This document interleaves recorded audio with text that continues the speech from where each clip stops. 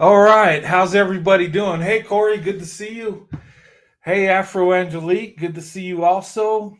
Um, I just showed my intro I've been working on. I know it don't seem like much, but for me, I've been up late at night figuring this out. But I have some music with it. Um, I got from YouTube, but I've seen the videos where some of the YouTube music is copyrighted, so I didn't want to get in trouble. So I did the silent thing. I might just do talking and until I can find safe music to play because I don't want to get a copyright strike. You know what I mean? Um, but it's good to see you, Corey Afro Angelique, JG Music 3000. Good to see you, Caroline Dreams. Good to see you guys. Um, it it's been a while since I've been live, right? Last time was back in Dallas, and the Captain Swirl on location didn't go as planned, video wise, live stream wise. I mean, we had a great vacation. Me and Sandy had a great time, and we had a great time talking to everybody on our live stream together. And so that was a plus. Um, some setting in my GoPro kind of messed up the video, and I've been playing with it ever since I got back. And I don't know, something's wrong with the video, so I got to work on that though. But anyway, I'll fix that and improve on that. Uh, Michelle B. La V and Rose, good to see you. Um, but anyway, we had a good trip in Dallas. We had we got to see all the sights and stuff. We got to see where you know uh, President Kennedy, was assassinated back in '63, and we toured that. Went on a tour of that. We toured Cowboy Stadium. It's an amazing stadium, and I can't wait for game day to, go see it. Um, Me and Sandy have plans for that, and when we do, we will be going on football season. So I'll do on location. I don't know if they'll let us do videos. They wouldn't let me record in there in the stadium or in the Kennedy Museum either, which I wish I could have to show you guys, a more personal thing, what it's all about. Um, but anyway, but we had a good time on vacation and much needed. Gosh, I was working 12-hour days, 6 days a week for almost 2 years during the pandemic and stuff. And I mean, not every week, but most weeks I was doing that. And so that vacation was needed. Things are slowing down, so I it looks like I'm going to have some more YouTube time, which is nice. My wife Sandy, she's going to be coming on with me once a month. Um, and then when we do our trip, she'll be on with me also. So she's part of the channel. She's not big in the YouTube like I am, but she wants to come on once a month, and that's great. So you'll see her once a month. You'll see my little trips, and once I iron out the bugs, they'll be more fun to see. Um, but anyway, um, I want to talk about one thing. You see the title, and this live tonight, and it's the value of black women from a white man's perspective. And I'm going to give you the value of black women through a white man, which is myself, my perspective, what I see value in black women. And I'm going to show you some videos, some news videos of black women owned businesses. And, and I'm going to talk about that and link it to you know, where I see value. And I see value in black women in all areas, not just, the professional, not just how they look, not just their education, not just, the traditional values that a lot of them have. I mean, there's so many areas we can cover and so many things I can say. And I wanted to talk about this. And, you know, and, black women are seen through different lenses. Black women, when it comes to black women, have an image, right? And we know the stereotypical image that the media wants to push forward or haters want to push forward. We all know that. But, there's an image that's, you know, arising about black women. It's a positive image. It's showing black women as being educated, black women as being professional, owning their own businesses, competing in the corporate world, doing amazing things. And if you look at the stats, it's really amazing. Okay. And, and that's not all, the black women that are, stay at home moms that, support their husbands and stuff are doing amazing things. You know, and when it comes to interracial relationships, when it's black women and white men, a lot of times our children, our biracial children are doing very well. And I can speak in my household of me and my wife Sandy's kids doing real well, real educated. And I give my wife a lot of credit for that, you know. And I'll take some credit too because I chose right, you know. I opened my options, I leveled up, got the best woman on the planet, you know, and I'm living the best results. Okay. And, I'm very blessed to, have my wife. And I'm very blessed that, you know, she accepted uh, my hand in marriage. And, I'm very grateful. And almost 30 years down the road, things are awesome. Things are going real well. Hello, Carolyn Thornton. Um, LV, good to see you. Uh, yeah, but I am very blessed, and I have a lot of love and respect for Black women. I do, and in my life, I've always desired to be with Black women, and it's not the physical part; it's all of it.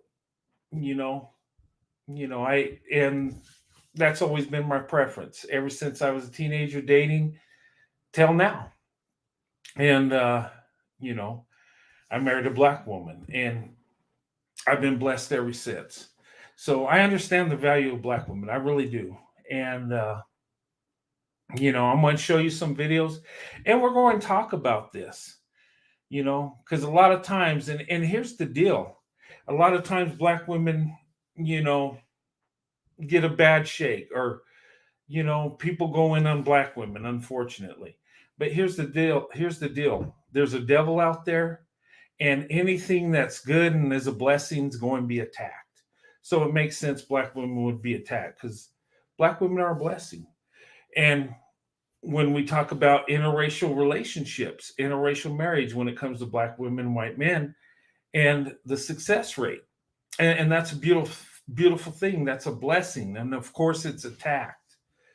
Okay, um, but black women are defying the odds. Black women are adapting and overcoming. And I've seen it all my life. And it's not a secret. People try to hide it and they try to suppress it and they try to put forth a stereotype or an image. And even black men are out there attacking black women, which blows my mind because wouldn't you love the women in your community? You should, right? Um, you know, I don't go around attacking black women. I might make fun of them every now and then, but I still love them. They're in my community. They're in my family. They're just not my preference. They're not who I chose to date or marry, and that's just me. That's my choice. And the reason is black women are the best choice, and I stand by that. And I've stand by that my whole life, and I'm living that decision. I'm not just talking about it, you know. And being with black women is more than the excitement. It's more than dating. It's more than you know all of that stuff. It's about a life choice. It's about the way I want. want to live my life with the most beautiful woman on earth. And that's why I made my decision. So, um, but anyway, I could talk all night about this. Um,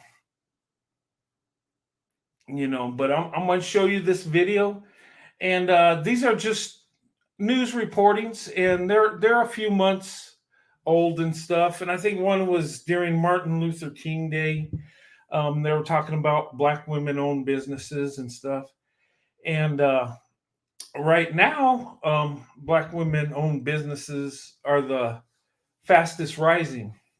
The fastest group of new businesses is black women right now.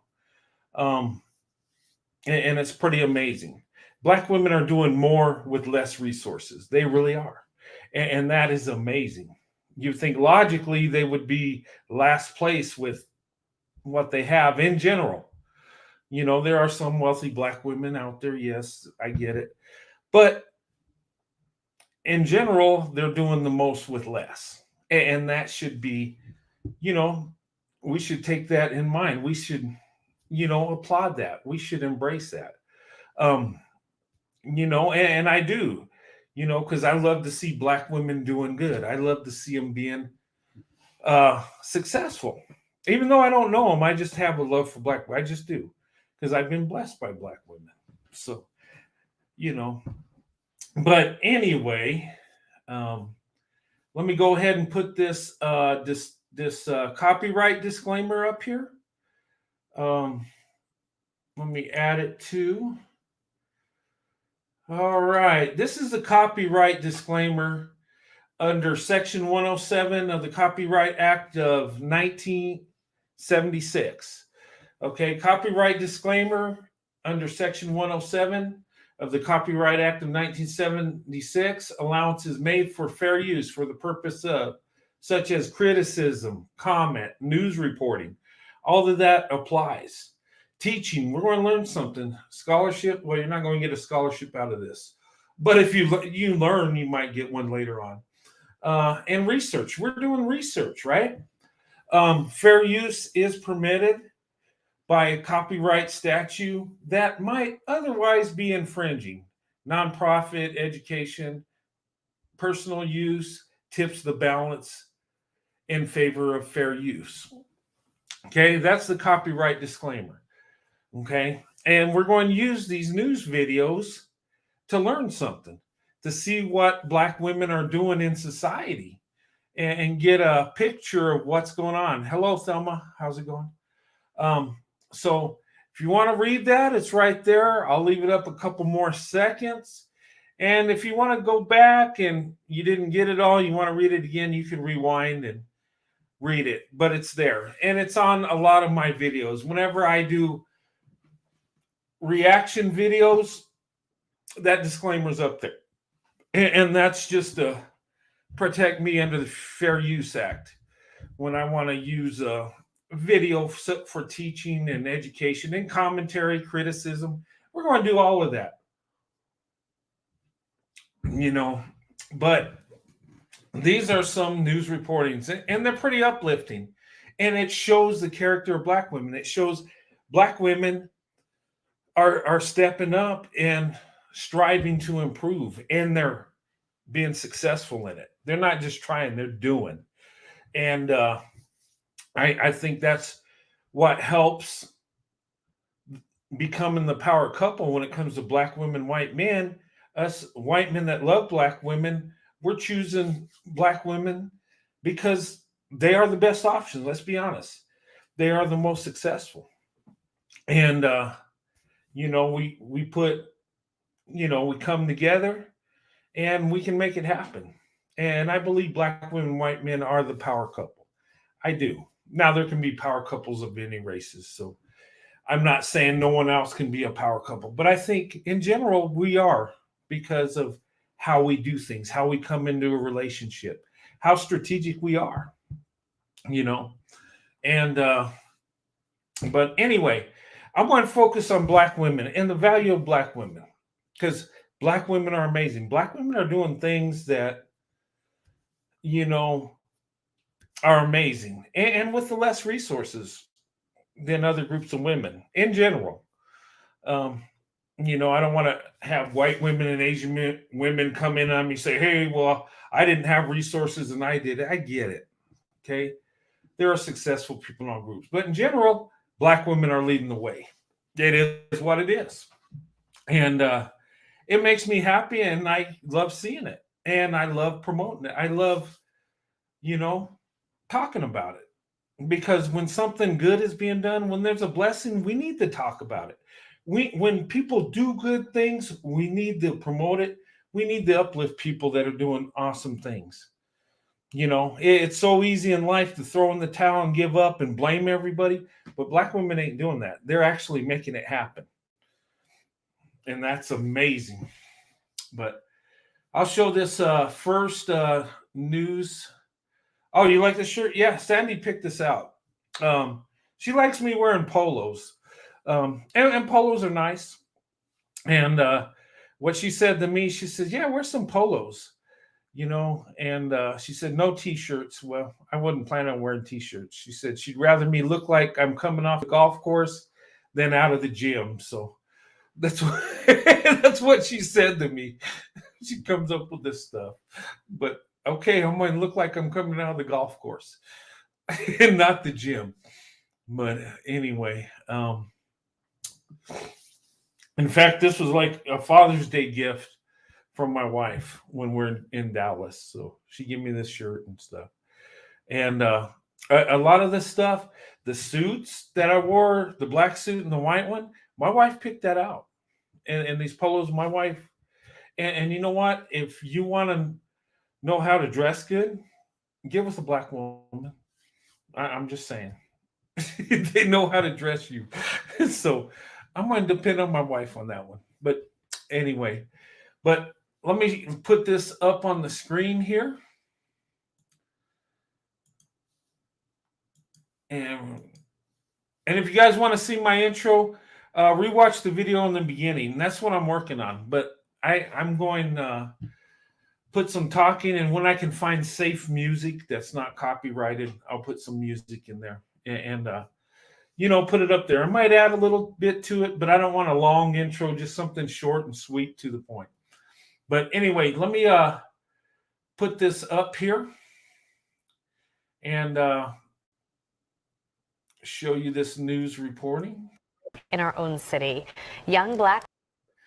Okay, and this was like Martin Luther King Day, and they're talking about black women-owned businesses. So let's take a look. Well, it is a growing trend that we are seeing right here in our own city. Young black women-owned businesses are growing faster than ever before. That's according to statistics from the Federal Reserve. And we found this trend coming to life in Philadelphia's Fishtown neighborhood. Okay, that's a fact coming from the Federal Reserve. So anybody wants to debunk that, that's where they're getting their information. And you heard it there from the Federal Reserve. They've done a study, right? But let's continue. Matt Petrillo reports. Harriet's Bookshop here on Girard Avenue in Fishtown feels more like a party than a bookseller. We're celebrating Dr. Martin Luther King Jr.'s birthday in the best way we know how. Owner Janine A. Cook says many of her books here focus on women making a difference. And as a 36-year-old African-American business owner in a changing neighborhood, so is she. I think Fishtown is a great place for it. A lot of people told me don't be here, that, Fishtown was too white and that it wasn't going to be accepting of anything that. Okay, let me stop it there. Okay, they told her not to do a business there because it's too white. But she did it anyway and has a successful business. And if you look at the bookstore she has the guy playing the drums and stuff, maybe giving a vibe to it. Maybe people come in and enjoy hearing that, or, the atmosphere. It's, I don't know, but she did it in a white area and it's successful. So maybe the white people in that neighborhood, Fishtown, I don't know where Fishtown is, but I think it's probably a suburb of some city or something, or part of town. But anyway, but hey, kudos to you. You went to the right neighborhood and did it, and successful. Sometimes don't listen to people. Go on your gut instinct. You know. Let's continue. Didn't kind of fit that, homogenous model, and that's completely wrong. And so, ha to them. Cook isn't alone. These are just some of the businesses owned by young black women in and around Fishtown, including.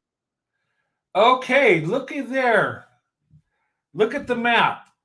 Okay, Fishtown is somewhere in Philadelphia, right? But look at these blue dots. There's 5 of them. They're own businesses owned by young black women. Businesses owned by young black women, 5 of them in the area. It didn't say old black women that, worked years. These are young black women making this happen. There's what? St. Lars's Bar. There's a bar. Harriet's Bookshop. The art department. Dance Fit. Comic book and coffee shop. Okay. But let's continue. There's 5 of them. Amazing. Including the art department, Dance Fit, and in nearby Kensington, Amalgam. It's part coffee shop, part comic book store. We are the first in the city to have comic books and coffee. Owner Ariel Johnson believes there's a movement of young black women in the area wanting to helm their own businesses. I do think it's a renaissance. Okay, let me stop there. Okay, see the idea she came up with? A coffee shop with comic books. Okay, you're going to get these guys in there, these even grown-up men that like comic books, that are into that type of stuff. Even women, some women are into that stuff. They could go in there and check out or purchase comic books or whatever, if they're collectors trying to get the older ones that are worth money or whatever. And it's a coffee shop too. I mean, was this woman's idea? She'd come up with this.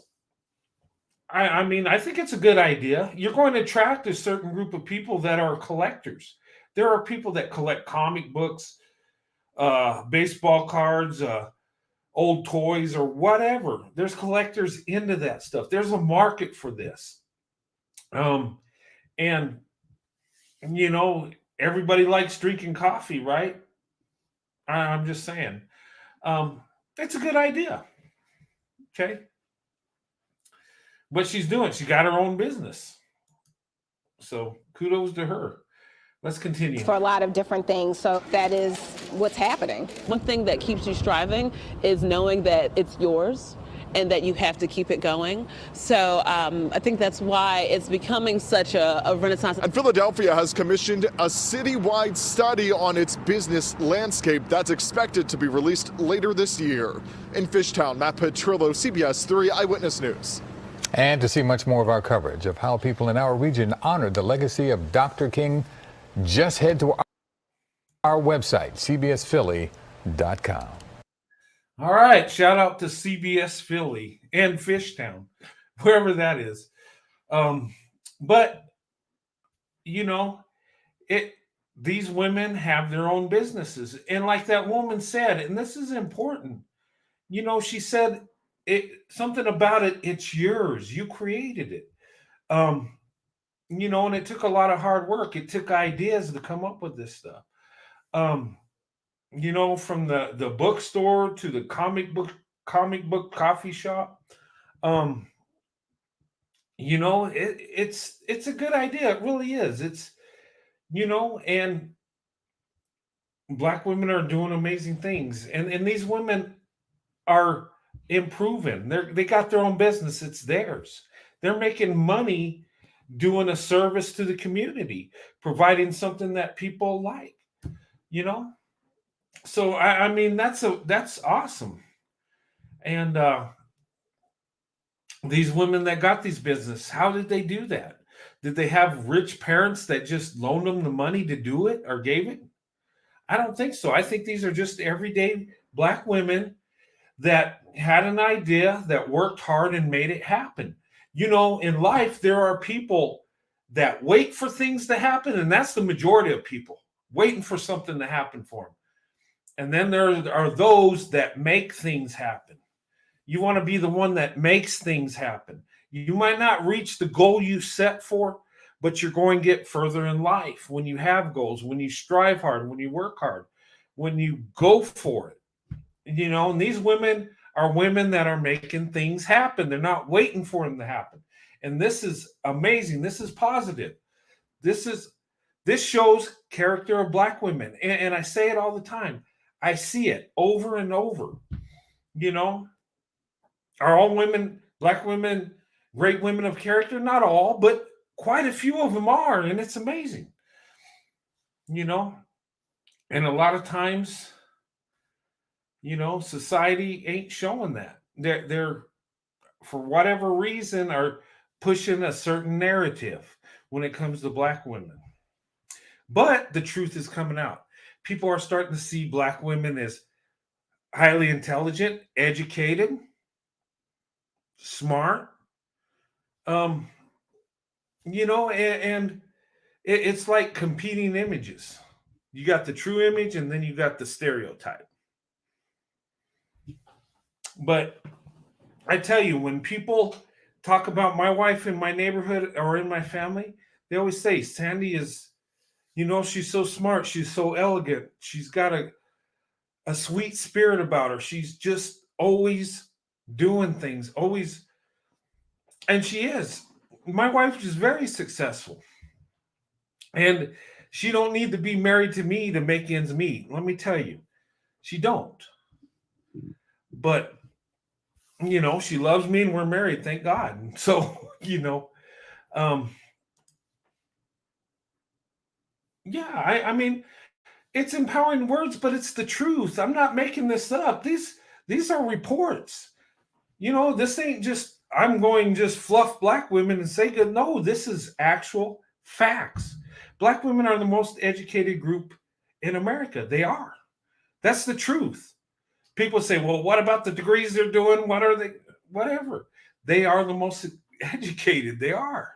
They deserve that. They've earned it. And they're the biggest group with up and coming businesses. So it is what it is. It's true. Why would we not put that out there? Why wouldn't we applaud them for doing that?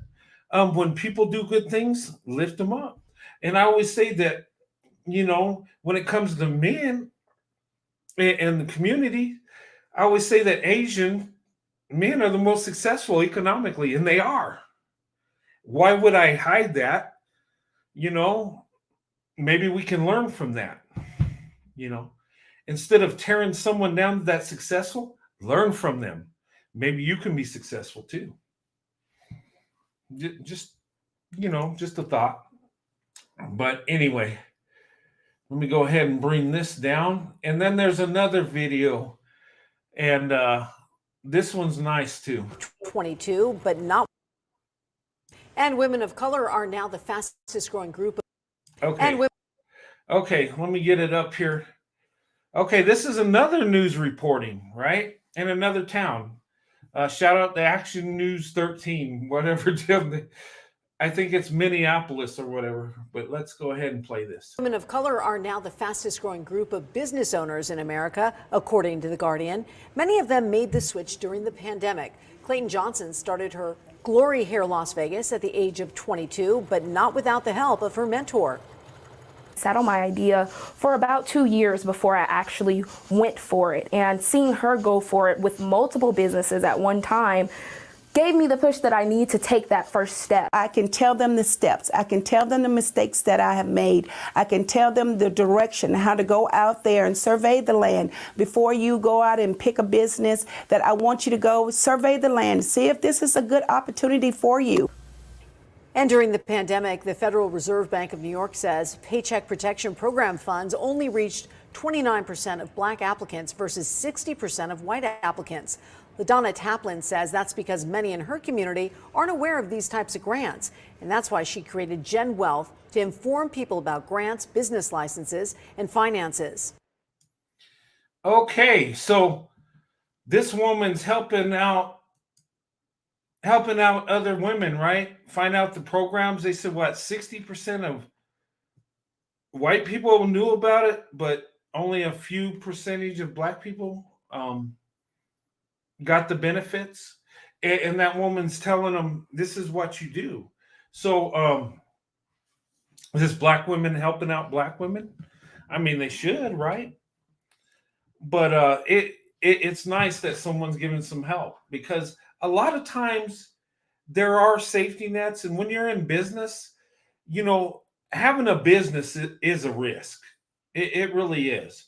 You're taking a risk, but you know, and most businesses fail. I mean, that is the truth of it.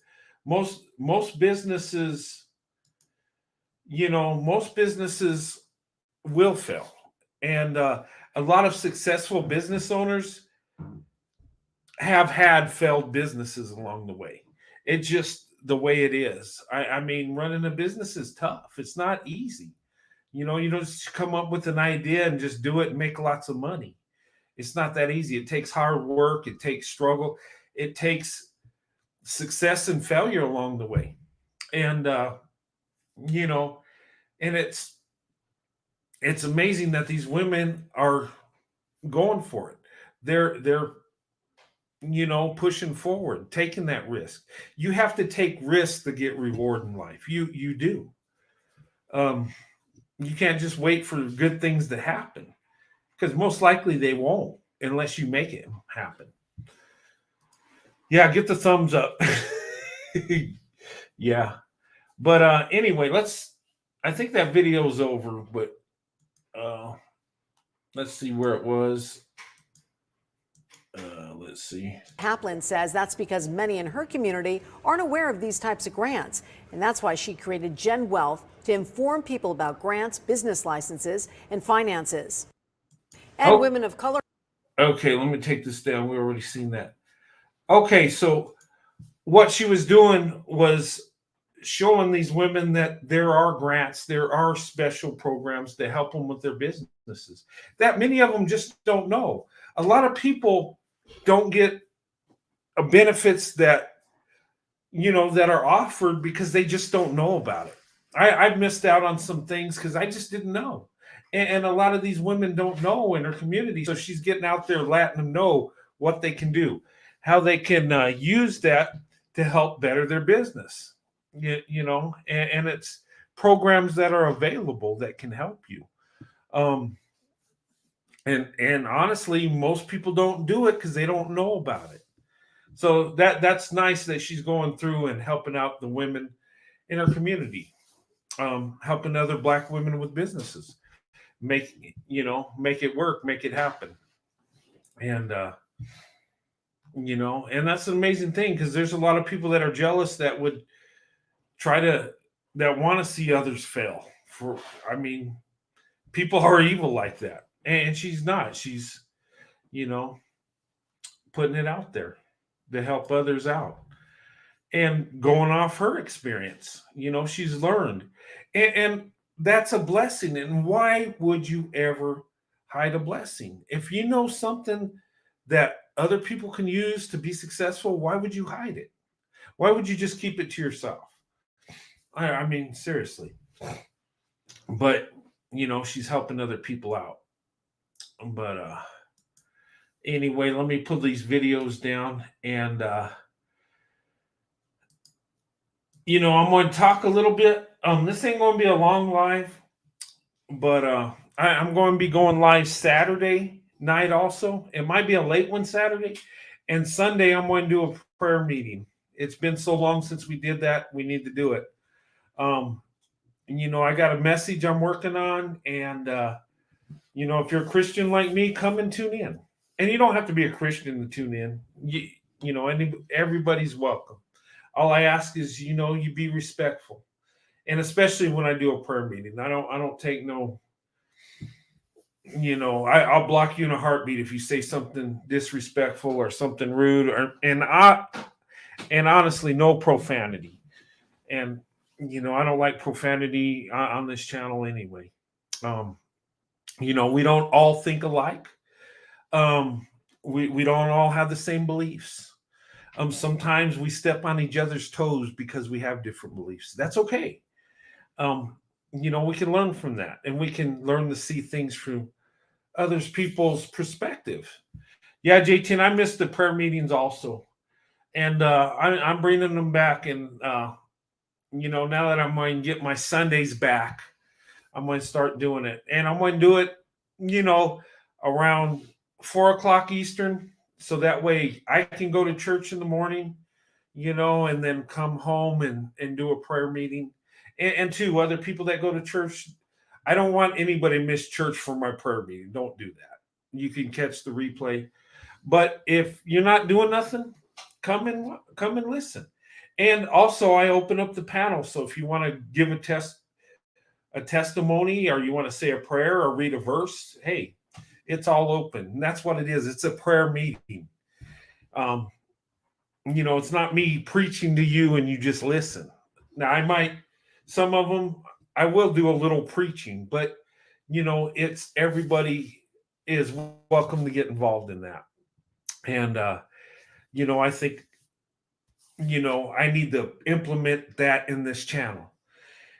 And I'm still going to have the Captain Swirl on location. That's still part of the channel, where I go to different places and do live streams and show you pictures and videos. My wife Sandy's going to come on once a month, and we're going to get to hear Sandy's perspective. And she wants to do that, and I'd love to have her do it. So I'm going to put that in there, and go from there. This channel is mostly about interracial relationships, love, dating, marriage, and about faith also. I believe in interracial relationships. I promote it. I back it up. I think it's a beautiful thing, but I think we need to do it the right way. We need to do it in a traditional manner, where we're looking for love and marriage and not a hookup. Okay? Let me get that straight. This ain't a hookup channel. This is a channel that focuses on love and marriage, with interracial relationships. Okay? Primarily black women, white men, because that's the community I'm in. Now, I have no problems with anybody else interracially dating, regardless of the combination. But that's what I'm familiar with. That's the life I live. And the people on this channel are similar in that. So that's why we focus on that.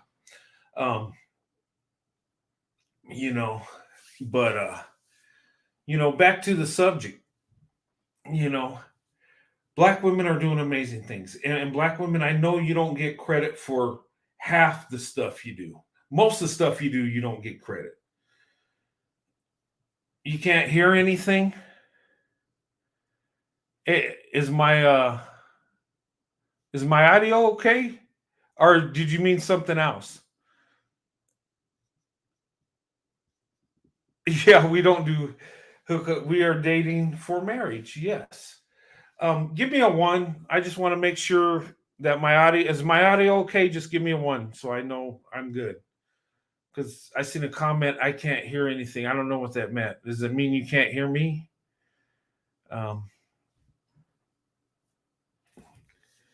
I can hear everything. Okay. All right. Okay, good. Thanks, guys. I just want to make sure. Sometimes, with StreamYards and stuff and the internet and all that other stuff, sometimes, but my audio's fine. Thank you so much. I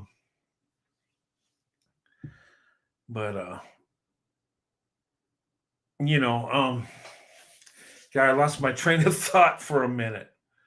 But yeah, this channel is not, I don't talk about hookups or sexual things. And if I do, it's just a reference when it comes to like marriage, like, sexual situation is for marriage. I might say that, but I don't go into it. I don't, I'm pretty much traditional when it comes to that. And, I focus on love and marriage. That's what I want to promote. People are going to hook up. Okay.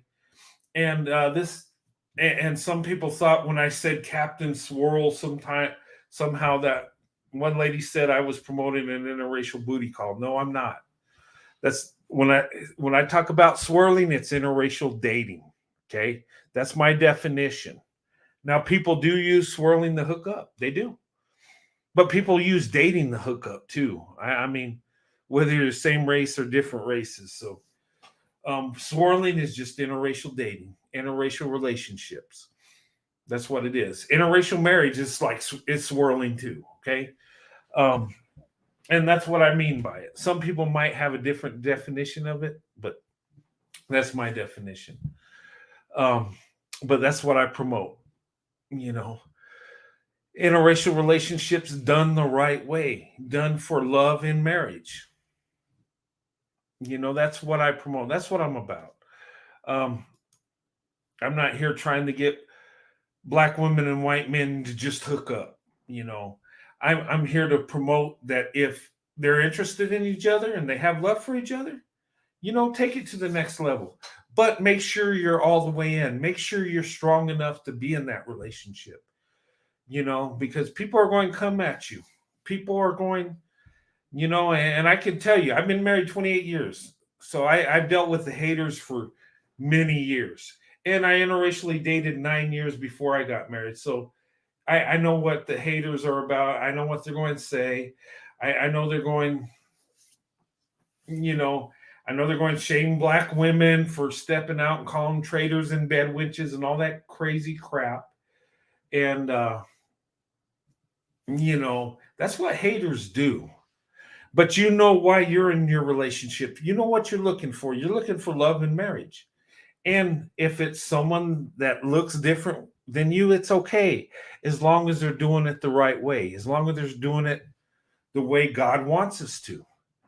And let me tell you, you know, I'm a Christian, and other people that are born again Christians like me are born in the family of God, black, white, Chinese, and everything. And yes, we can marry each other. It's okay. There's nothing wrong with it. We're brothers and sisters under Christ. We can do that. Okay. You know, it's creepy when people insert themselves in other people's relationships.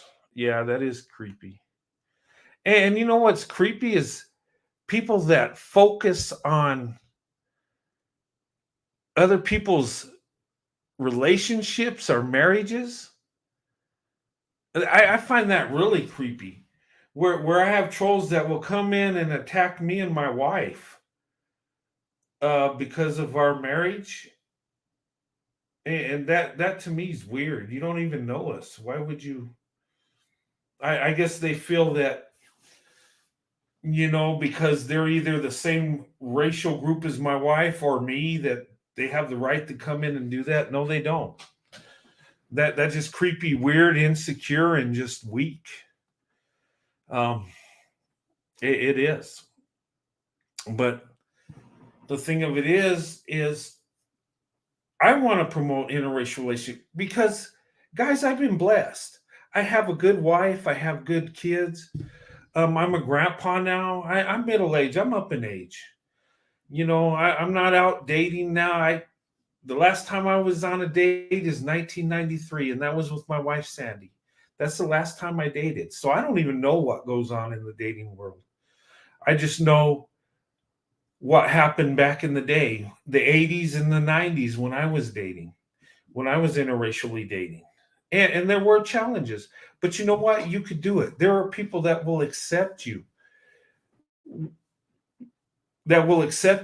Even though they're different races. There were black women that dated me even though I was a white guy. You know, there were some that wouldn't because I'm a white guy, but it is what it is. But I was able to do it, and I was able to, you know, have good relationships. You know, and it's been positive. For the most part, it's been positive. Have there been some negative things along the way? Yes. But I've been blessed, and my wife has always had my back. And I invested in the black woman, and my life is awesome right now. you know, guys, I got it so good that sometimes I'll go pray about it and I'll break down and I'll thank God over and over and over and over again. And when I got my tumor, before they told me it was non-cancerous, because I didn't know if I heard brain tumor and I thought that's it. But you know what? I wasn't mad at God at all. And that's amazing because there's things that happen in my life, you know, where I was angry at God. Like, God, why are you doing this to me? But when that happened, I was at peace and I was sad, but I was okay with it because God blessed me with my wife, because of the life I live, the blessings I have. And I thank God for it all the time. You know, that's one thing, you know, we need to do is thank God for what we got. And we need to ask God for what we want. We do. And what we need. God knows what we need. He knows what we want, right? But why not talk to God? I when I prayed for a wife, I told God exactly what I wanted. I didn't say, God, just give me a good wife. No, I said, God, I want a good wife. And God, can I have a black woman as a wife? I said that to God. I talked to God. I prayed to God for this. And some people say, man, that's weird. Why would you do that? No, it's not weird at all. It's what's in my heart. It's where my love is. Why would I try to hide what's in my heart to God? He already knows. So no matter if I tell him or not. But that's what I prayed for. That's what I asked for. And once I got it, I'm thankful for it. I continuously thank God for it because, you know, love is a blessing. Finding someone that loves you, you know, being in a good marriage is a blessing and not to be taken for granted at all. You know, and the thing of it is I didn't know if that tumor was fatal. And I was like, okay, God, thank you for giving me my wife and my family. And I'm thankful. And I told my wife that. I said, you know what? Whatever happens, just tell my kids I love them. And you know, and you know, she gave me that look. She always gives with that sad look with that, you know, that smile, like, but a sadness and a tear run down her eye, and she'll look at me and tell me it's gonna be okay and hold my hand. And I was just like, man. And but thank God it turned out okay. I had to have surgery. They had to remove a tumor out of my head because it got too big. It was I was losing eyesight. Um, my body was out of balance because of it. I was just, you know, I gained so much weight. It was crazy. I'm still fighting with weight because of it, but you know, it's getting a lot better. You know, as I go through treatments and diets, and you know, it's a struggle because it threw my thyroid out of whack. And I would go and so I got to fight that because sometimes I'll go and I don't know if any of you had thyroid issues, but I'll go from being skinny to fat. And I don't know which person is coming and going. I'll either balloon up and be all chubby or I'll be skinny. And it goes back and forth. But you know, that's just something I got to deal with, you know. But thank God it wasn't cancerous. So I mean I could deal with that. But the thing of it is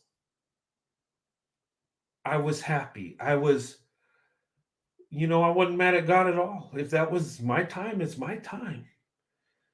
And I felt my life was fulfilled. I had been blessed. And if that's all I get, well, it's much more than I ever thought I would have. And that's the love I have for black women. I'm telling you. And you know, I'm living that love I have for black women. I do. And it's something about black women and ladies, let me tell you, you've got something special that's amazing. And if people don't see that, if they don't recognize it, the heck with them, you know.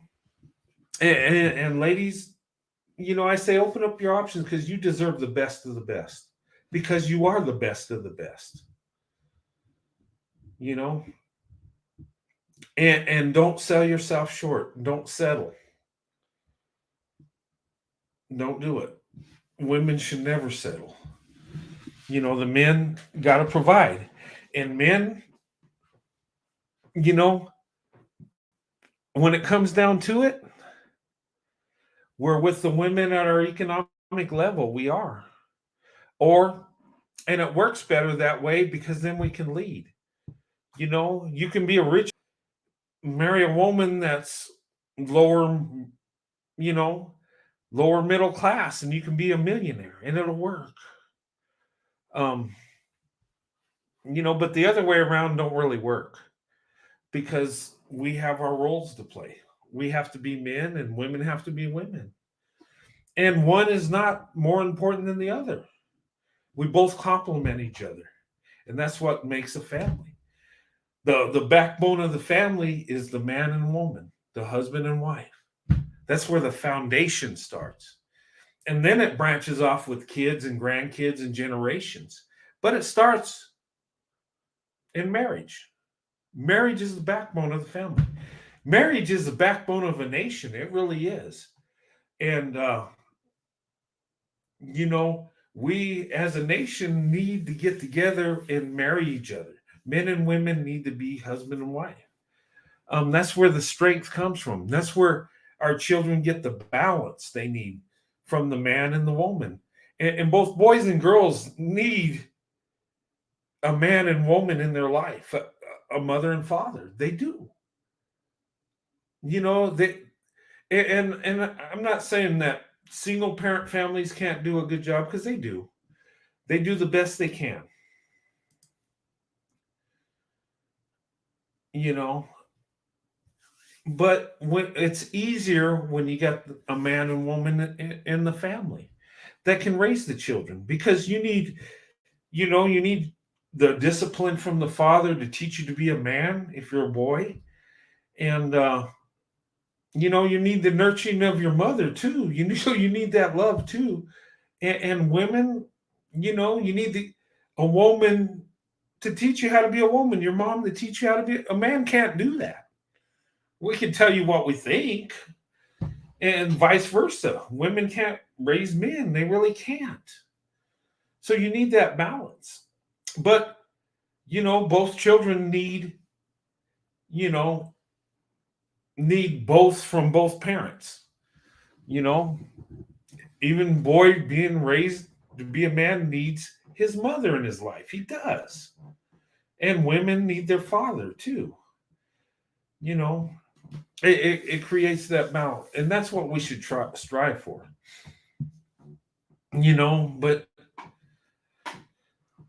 But anyway, I mean, my preference is black women, and I'll tell you why. And you know, every day I spend with my wife, I'm like, man, I'm more right than I even know. Black women are more amazing than I even knew. And it's amazing. I can find a woman that loves me more than anything in the world. That is the best choice, and she don't look like me. But we sure do go good together. We love each other. You know what? And it works. It works very well. And in my family, me and my brother have the most successful marriages. And I chose the black woman, and I'm the most successful. Why is that? Could it be that black women are amazing and I made the right choice? I think that's what it is altogether. Indiana mom. Hey, Indiana mom. You really need to visit Canada. I've been to Toronto since Monday, and it's amazing. Yeah, I would love to visit Canada. I do. I want to see it. There's so many places I want to see. Oh my God. I mean, I would love to see Canada. I would love to see Alaska. I'd love, I want to go back to California and visit and spend some time there. Visit. I'd like to go to San Diego and in New York. Me and my wife been talking about going to New York. I want to go see it. I've never been there. I'd like to see the Freedom Tower and all the sites out there. I think that would be awesome. There's different places I would love to see. And there's places I'd like to go back to that I've seen. We went to Dallas and we spent a lot of time in Dallas. I love Dallas. I think I'm going to get a second home there. We spend so much time there. It's funny. Uh, and my wife's family is in Austin. So, I mean, it would make sense, actually. Uh, but seriously, and here's my thing, make your own decision. Ladies, gentlemen, choose your path. And if you're in love with someone that's different than you, nothing wrong with that. If they love you, and you can find two good people of character of different race. And black women are that hidden treasure. Black women are a group of women that are adapting and overcoming. Black women are so resilient.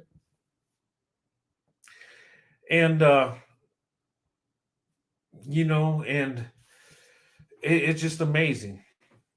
But sad to say, there are different images of black women. Like I said, there's a stereotypical way. You got people attacking black women on YouTube, saying they're loud and crazy and all this stuff.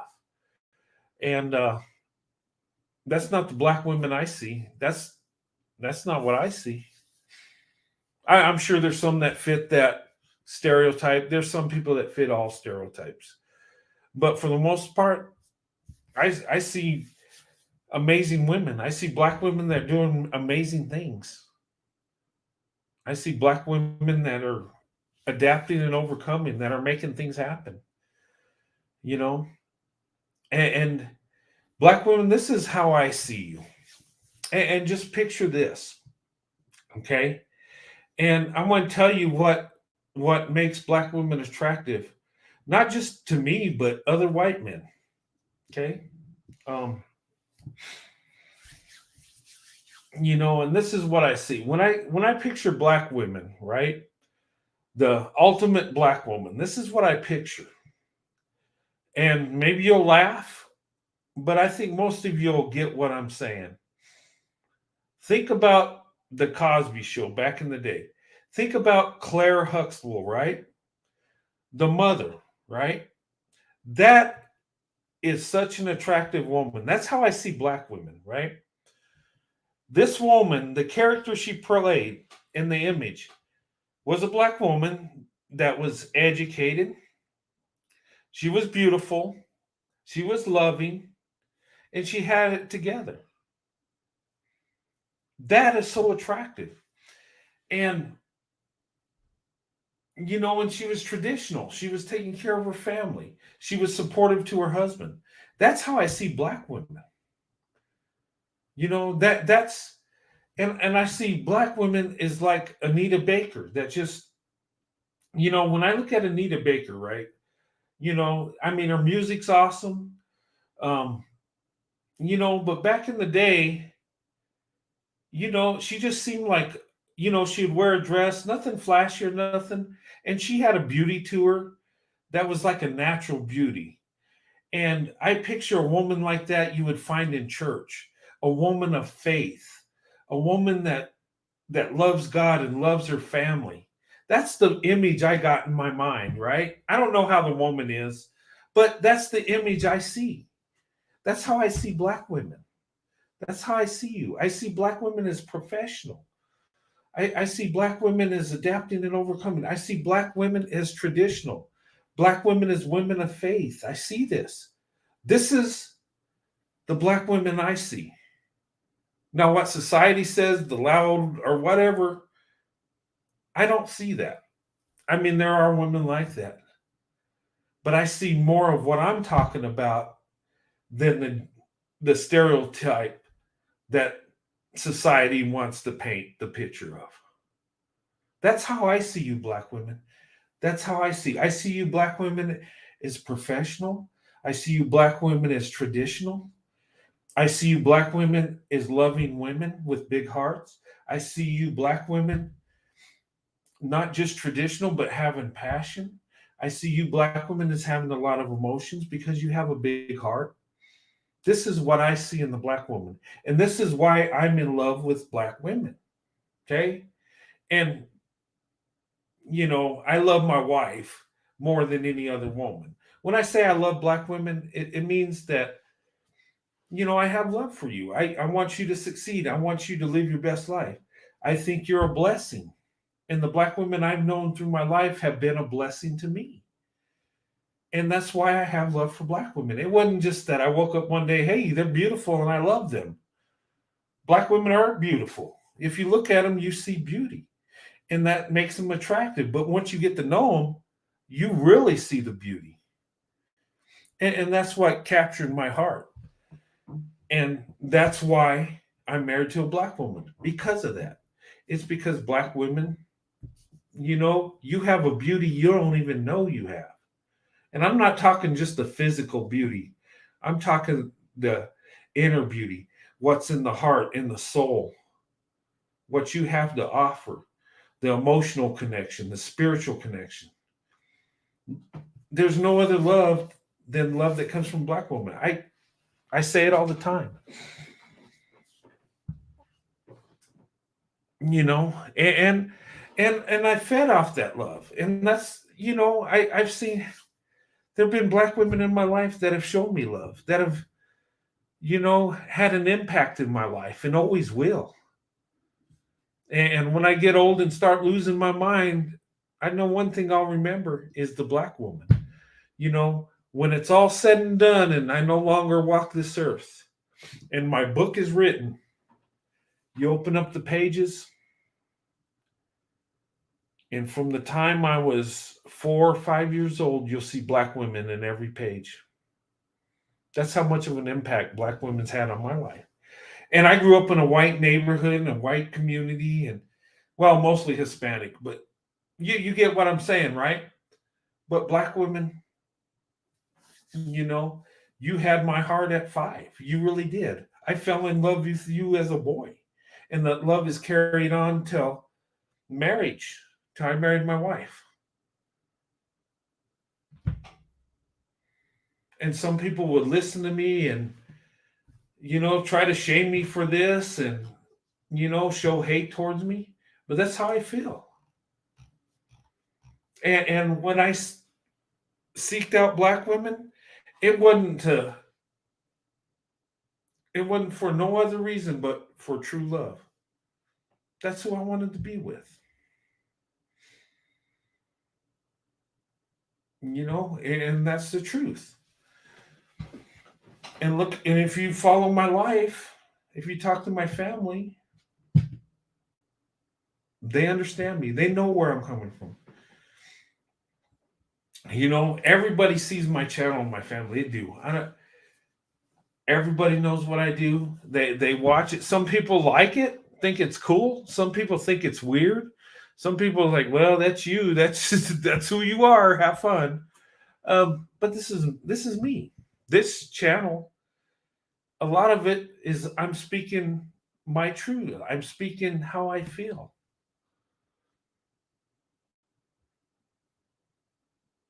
And for the love of God, I don't understand why there ain't more channels that talk about amazing things that black women are doing. I love doing it and I think it's necessary. I mean, I would, and sad to say, I'd probably be a lot bigger if I went on attacking black women. And sad to say that, but I think that's true from the hate I've seen on YouTube. But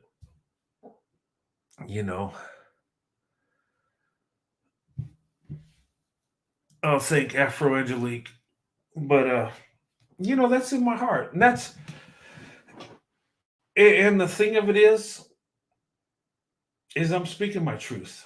And no one could ever say to me, where's the black woman in your life? Where's the girlfriend or the black girlfriend or black wife? Well, you see my wife. I've been married to my wife 28 years. And I see so many of these pro-black people out there that don't have a black wife. They talk a good game. They say, oh, yeah, we got to stay together and this and that and marry each other, but they're not even married to a black woman. I am. And I'm speaking my truth. That's one thing you can't say I'm not doing. But that's where my heart is. That's where my love is. So why would I not talk about it? Why would I not speak how I feel? And why wouldn't I embrace black women? Why wouldn't I lift up black women when they're doing amazing things? Like these news reports are saying. These women earn that. These women got businesses. They're doing it. They deserve the praise. Black women are going to school and, working hard to improve themselves. Sometimes they're having to do it on their own and with no help, and they're doing it. And we don't cover that. We have some clown talking about their weave or something that makes no sense. Or going in on them because they're dating out and they're sellouts. Come on now. I mean, who cares who dates who or marries who? People are people. As long as you got two good people that love each other, that's what counts.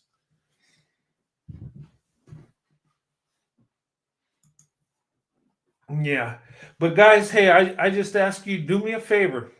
Give me a thumbs up.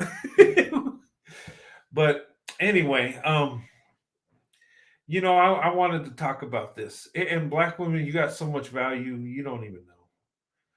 And you know what? I promote interracial relationships.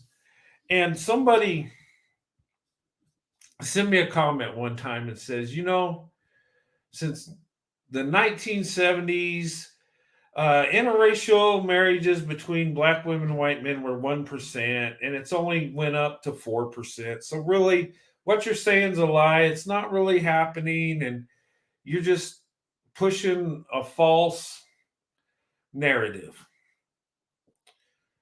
Well, okay. And I think that's true to a point, that the percentages. Okay, 1% to 4%, right? And that's true because here's the deal. Black women and white men are the most race loyal in America. They're the two least likely to date and marry out. That is the truth. But when they get together, their marriages last the longest. That's a point right there. And here's another point. 1% to 4%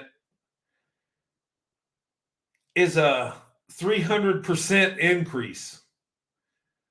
And our population's bigger than it was in the 70s, right? So that increases 300%. Because that's 3 times, right? 1% to 4%. I think it's even bigger than that, because I'm seeing much more interracial relationships with black women and white men. Me and my wife have seen it. My daughters have seen it. They tell me all the time. And I think we're not really living in real time when we go to the stats. But just take 4%. That's millions of people. And that's a 300% increase just on our community here. So actually, it's bigger than we think. And in fact, it's going to grow and grow more. It's never decreased. It's never got stagnant. It's always growing. And you know what? Maybe we're not blowing up in huge percentages. Maybe that's a good idea. Maybe that's why our marriages are stronger, because we vet each other, because we go in strategically, because we're looking beyond here and now. We're looking to the future. We're looking how we can benefit. And what I mean by that is within family. Do we work together good? Is she a good mother? Would she be a good wife? Does she have my back? The woman's thinking, is he a good provider? Would he be a good husband and father to the children? I think what we're doing is we go into it more, and we're shamed and beat up before we even get in the relationship. So we have to be tough. But sometimes people look at our percentage and say, well, that's not that much. I tell you what, back in the 60s, they never thought it would be this big or this successful. That's what's amazing, people, right there. Because as much as we're attacked, black women and white men, when we get together, we should be the biggest failures when it comes to marriage. We should. Logically, we should, right? But we're actually doing the best. Our marriages last the longest. So what's going on? There's a true blessing there. There's a blessing there that's happening. And a lot of people hate it.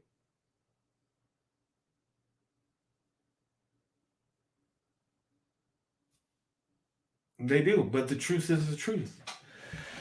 And black women, white men, we're so much alike, it's not even funny.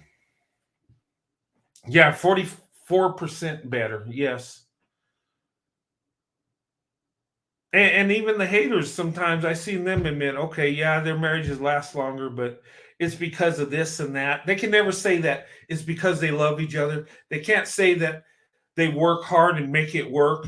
They can't say the positive. It's always got to be a spin to the negative. But you can only spin a positive negative in so many ways. I mean, the truth comes out.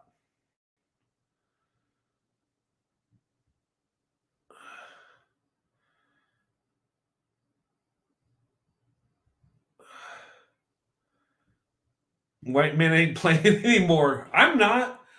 Heck, I seen the writing on the wall. I seen the best group of women out there. I seen it back when I was a teenager. I knew I wanted to be with a black woman. I did. People thought I was crazy for it. People thought, what? There's so many white women and Hispanic women out there. Why are you going to black women? Well, because that's the best option. Sorry. I seen it. I seen the value in black women. People thought I was crazy, but you know what?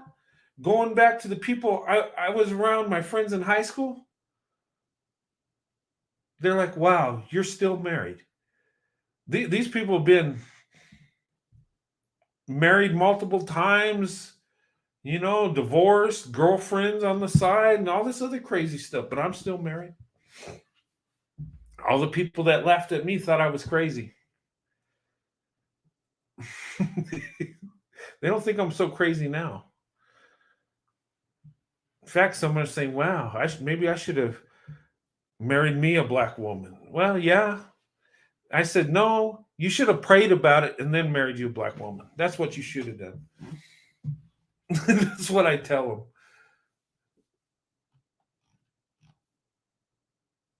But you know what? The things that were said to me back in the early 90s when I got married is totally different in today's world. People would say, okay, well, why are you doing this? What are you doing? Why do you want to be with black women? What are you doing? Now they're asking me, how do I do that?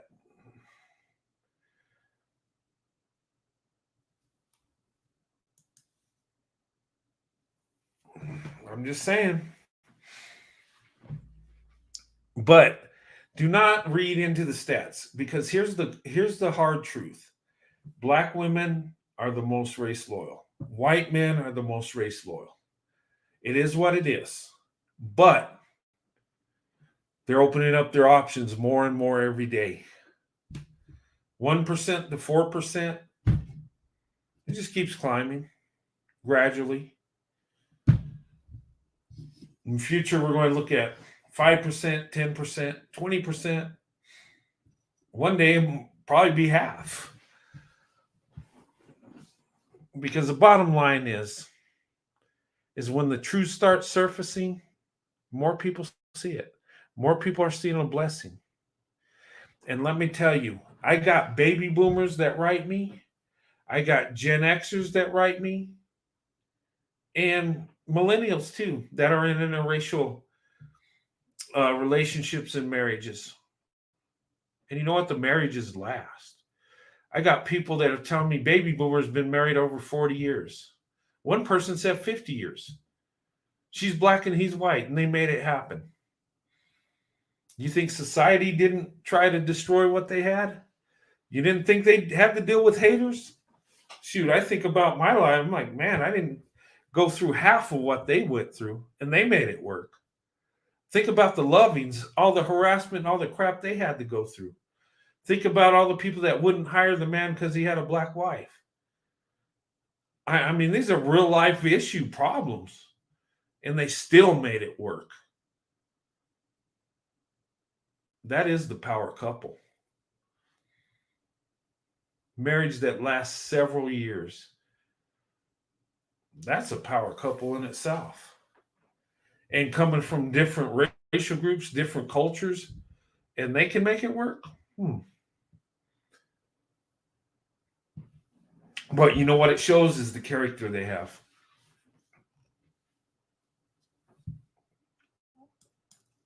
Prayer changes you, yes. Okay, we've been on an hour and 16 minutes. I'm going to close soon. I just want to tell you how I feel. And, I just want black women to know that you're beautiful. And there's no other woman like you. You are the best choice. You are the most beautiful inside and out. And I've seen the value in you when I was 5 years old, and I still see it. And there are many men that think like I do. Many men my age and younger, too. And the amazing thing is we're expressing it now. We're telling the world what we think. We're not just hiding behind closed doors having relationships. We're not in a secret swirl society no more. We're out in the open. And things are going to change. The world's going to change. And us as men, we're going for the best option. And a lot of times it's the black woman. And I chose the best option. And I'm living my best life.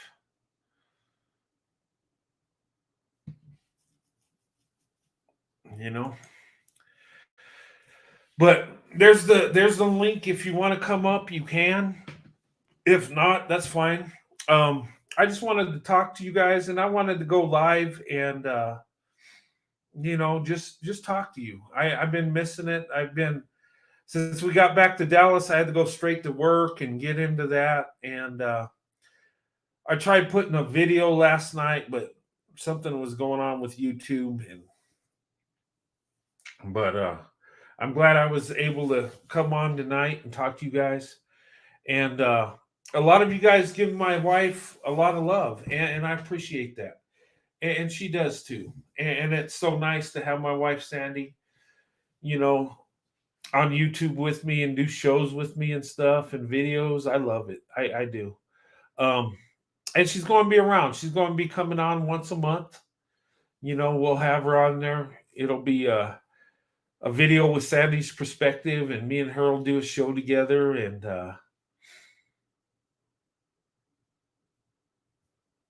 are you going to be in Dallas the 4th? Oh, man, that's going to be awesome. Engaging in the night scene. Well, there's a lot to do in Dallas. Dallas is, it's an awesome place. It really is. But get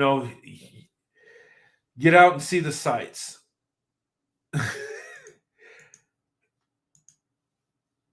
Yeah. Well, sorry that me and Sandy weren't there when you're going, J10. We could have met up or something.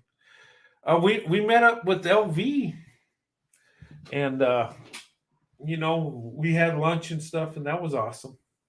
And but it's good. It was good to be in Dallas. Me and my wife just love it there. We have a good time. We always do.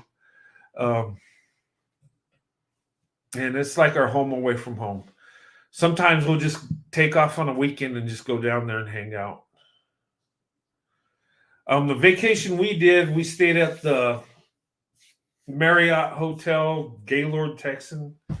That was a nice hotel. Very expensive, but it was nice. Surprisingly, the internet sucked. I thought with those prices they would give us good internet, but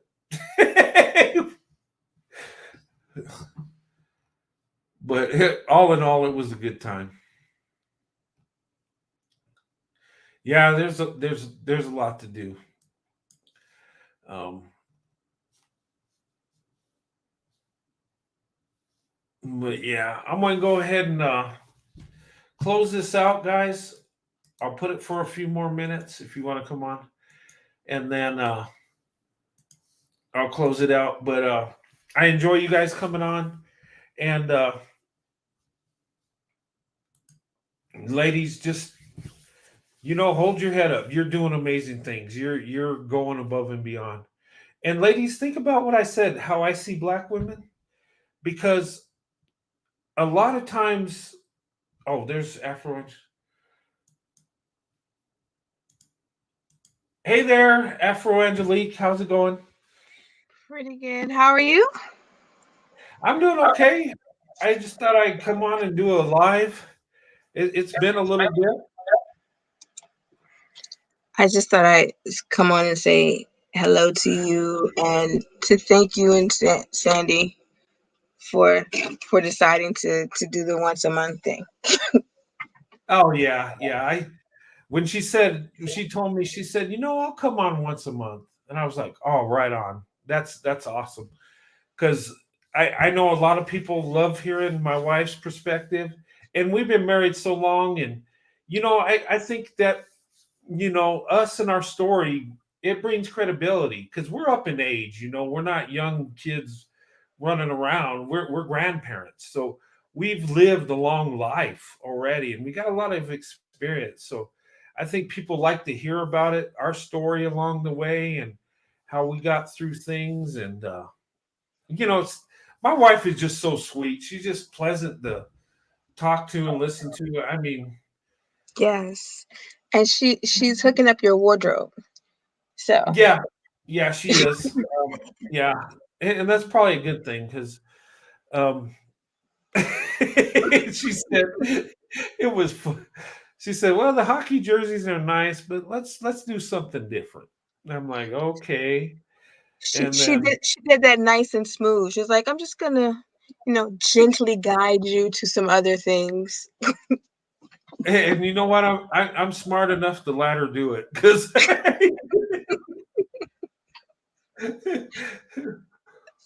Oh. But it was nice to see you guys outside of the like the sucky internet. But it was nice to see you guys together. You guys are so cute together. Oh, thanks. Well, it's just it's I we just I don't know, we've clicked from day one I met her, and it was just like that she was my wife before she was my wife. And what I mean by that is like it was so meant to be that it just came together, and it was like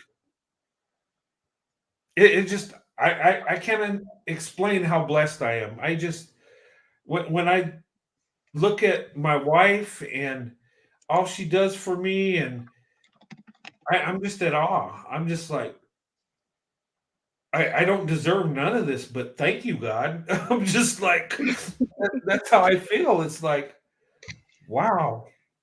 Um, You guys are relationship goals because you work so seamlessly together. It's just you want to have a relationship like that. yeah, and we've and we are close knit, and you know what? And I think back on that, and it just I don't know, when we came together we wanted the same thing, and we just embraced it the whole way. And it's we've always been you know putting each other first, and we've always been family orientated. And when our kids came, and we miss having our children. Our children are adults now, and our youngest is 20 years old, so that shows how old we are, right? But we miss the times, the family times when we go on trips and do stuff together, and we had so much fun. We have a lot of fun when our kids come see us, but you know, you always miss the times when they're children because it was we would have three kids in the back seat and we just go. And my wife always says, I miss those three little heads in the back seat because and So I cute. do too. But our oldest daughter's got two daughters of her own, and we're grandparents now, and yeah. It was nice of your daughters to show up and show their support. Yeah, and yeah, that's always uplifting. And all three of our kids support us. They do. Um, and our daughters, they come on the channel every now and then and do comments and stuff. And yeah, that's uplifting. And my oldest daughter, she always sends me stuff like articles on interracial couples that have, you know, done good things, that marriage has lasted. She sends me stuff on the lovings, and and it's like our kids embrace who they are. They're biracial kids, but they embrace it. It's and I think that's amazing because they could have issues, and they embrace the fact that we're an interracial couple, and they support me on this channel, and that just brightens my day when they do that.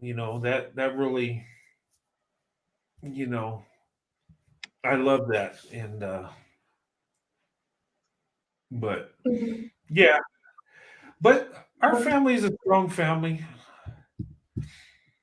Yeah. So have you got empty nest syndrome yet? What do you mean? Like the kids are out of the house and Oh it's just yeah, you and family. yeah, we do. We miss them. Our youngest daughter's still at home. She's going to school, but uh, Oh, we so you miss can't our be old. wild and crazy just yet. No, we have to wait till she's in school or at her job. So we got to still be strategic. Yeah. When she moves out, anything goes.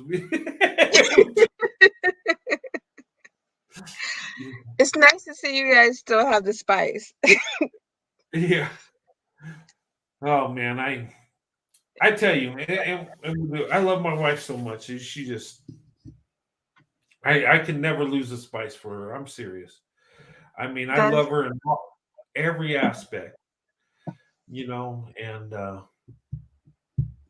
she's a blessing to me, and you know, and I love yeah. talking about it. And you guys, it's like you kind of set a blueprint for how you kind of want your relationship to be. So we appreciate that. Oh, thanks. Well, Um, mhm. it worked for us because we um we wanted the same things. We wanted to be married. We wanted to have a family. Um, I was attracted to black women, so it wasn't no problem with me dating my wife. My wife was like, I was the first white guy, so it was like, I mean, she went out with me, but it was something new. She was kind of, I guess, cautious, you might say. Yeah, she changed her pattern and won the lottery. Well, I'll agree with you on that. But I'm the real winner here. I'm the See, one the that thing won about a lot. you both think you won the lottery, so that's the that's the best thing. Yeah, yeah, but like I said, I wouldn't have accomplished half the stuff I did without my wife. I mean, she has a way of pushing me that is just so sweet and just so. It's like failure is not an option because I don't want to I don't want to disappoint her because she's got so much faith in me. It's like, and I'm like, gosh, why? It's like you're putting that on me, and I can't fail because I can't let you down. And then, well, I don't know if I could do it. It's like, ugh. That's But because she sees the potential that you have and believes in you even when you don't believe in yourself. yeah, that's true because there's been some many times I've doubted. No, you got this. You got it. It'll be okay. But see, And that's what a good woman does for you. yeah, and you know, the best time of my life, I would say, in our marriage, and this might sound weird and not make sense, but I tell the story when I retired from the army and I got this job making 120,000 a year. I thought, man, I got it made. I got my retirement. I got this great job, and I had to go overseas, but it's okay. And I had something happen to me medically where I had to come back home, and I lost that job. And the other job I had, I quit to get this job. So I went from quitting a job for a better job to having no job. And that was the lowest low. Um, I just felt like a failure, and it wasn't my fault. And I told my wife, I'm sorry. I don't know. And you know, we had a mortgage and we had bills, and um, I was like, I don't know how we're going to make it. And I'm just like, I said, what about the house? And she just looked at me and says, well, I love you whether we're in the house or in a cardboard box. I'm with you. And when she said that to me, it was like it was like a lot of stress was relieved, even though I still worried. But I went and I started working at Walmart. And you know, that's humility, right? Because I went to making all this money to making a minimum wage. Hmm. And but I had to work, and I did that job and another job till I got a better job. And I had to build myself. I had to work. I had to dig myself out of that hole and work myself back up. And Hmm. amazing, huh? Sandy's your ride or die. It was like, yeah, she and we ended up, you know, a few years later, better off than we were back then. And you know, the amazing thing is we never fell behind in our bills. We Mhm. never got into debt, and that was the crazy thing. Somehow it worked. That's what It I like to call God math. Yeah, it was. Some of the things didn't make sense, but we always had enough. Yeah, we Yeah, were tight, but we had enough. that's definitely God math. Yeah, it is. And you ended up better off down the road. And you know, but I never take nothing for granted. We live very well now, but you know what? It just shows that you can have the rug ripped out from under you anytime. And Mhm. but what got us through that is my wife had faith in me, even though at the time I didn't have faith. I'm like, I'm done. But I couldn't give up. But I had to start from a humble place and build myself back up, work back up. But you know what that did? It makes you appreciate what you got even more. Mhm. It And it it strengthens it, your marriage. it does because you know what?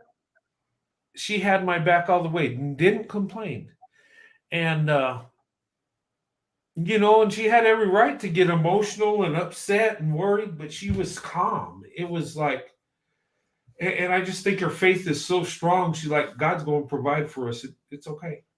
Yeah. And if we And don't, it's meant to be. And she just, it was amazing. And but and the fact that, she had faith in you, and when you know you have someone good, you don't and things happen that's out of your control, you don't try to destroy that person. You love on them and let them know that everything is going to be okay and build them back up again, because it is going to be okay because you're leaning on God, and Uh-huh. there things are happening outside of your control. It's not like you went to your job and just burned all your bridges down and put yourselves in that situation. Life kind of happened. So it's not like she's not going to support you. Yeah, and an amazing thing is that I got a better job and I can be at Mhm. home. I don't have to go overseas to do this. So it was like a blessing. Mhm. It was, it's like sometimes when you think the world's crashing down, you're actually in the middle of a blessing and don't see it. Yeah, Uh, because sometimes with God, it'll seem like God has set your life on fire, but he uh, did that so you could be in the position for your blessing. yeah, and I think back, what if she would have got mad at me and blamed me, or what if, I just, and that's the amazing thing about my wife. I spent 20 years in the army, right? And she Mhm. was there with me from day one, spent 20 years with me. And her father was in the army, so she lived an Yeah, army life as a child, at she knew what that life was. yeah, she did. She's been on every side of that life. Yeah.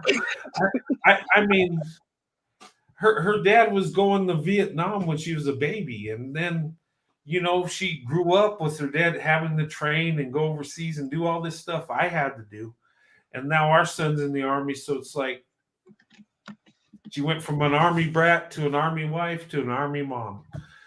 So it's like Yeah, she's been on every side of that life. So, like, if anybody needed to know anything about the military life, that she could write a book on it. she Like, could.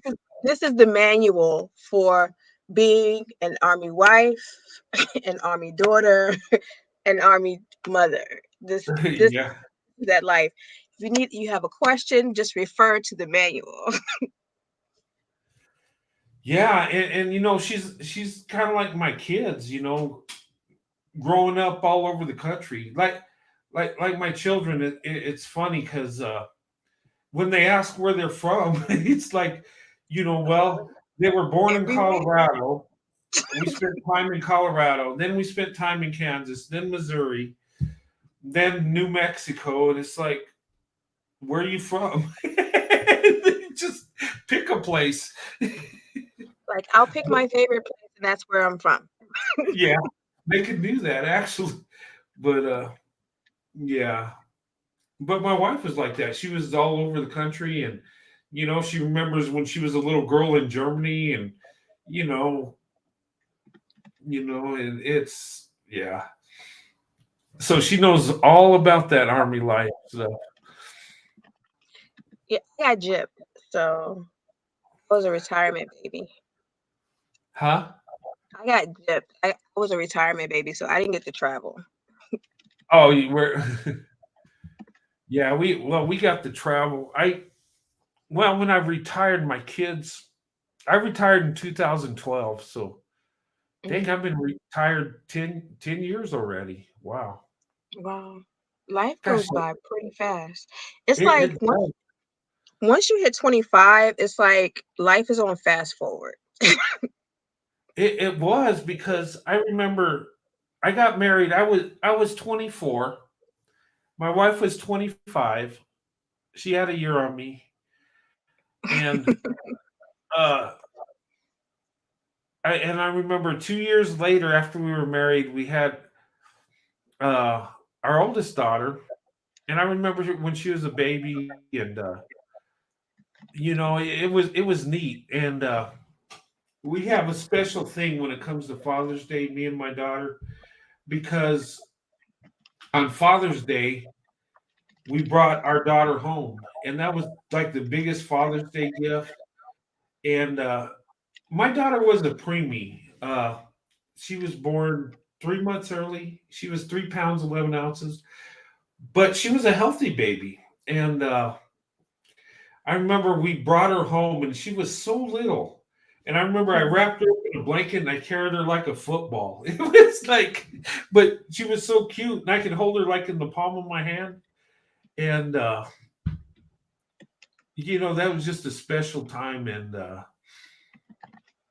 so we have that connection because I brought her home on Father's Day, and everybody's like, "Yeah, your daughter's so cute," because she had like that. I don't know, she's just cute. Well, we all think our children are cute, but my daughter was very cute. Well, all my kids were, but what was amazing back then, they didn't have like preemie baby clothes. So what me and my wife did is we went to a toy store and bought doll clothes. And we could dress up our daughter in doll Wow. clothes. She was that tiny? She was. And, Wow. and actually, they had some. We'd be there buying these little outfits, and my wife's like, "Oh, this," but it looked cute on her, like it was meant for her. It's so little, and we pulled out a drawer eh, out of out of our drawers, and we put a Mhm. drawer, right in between us when we'd sleep, and our daughter would be right there, and we put a blanket in there, and she's so little, it was like a little like bassinet, but she fit that little drawer. Wow, that is so tiny. I mean, I was a month early, but wasn't that tiny. Yeah, both our daughters were preemies. Um, my youngest daughter almost lost my wife. She went into cardiac Wow. arrest while going into labor. They had to take the baby now, or things weren't. Her blood pressure was so high, they didn't know if she was going to make it. And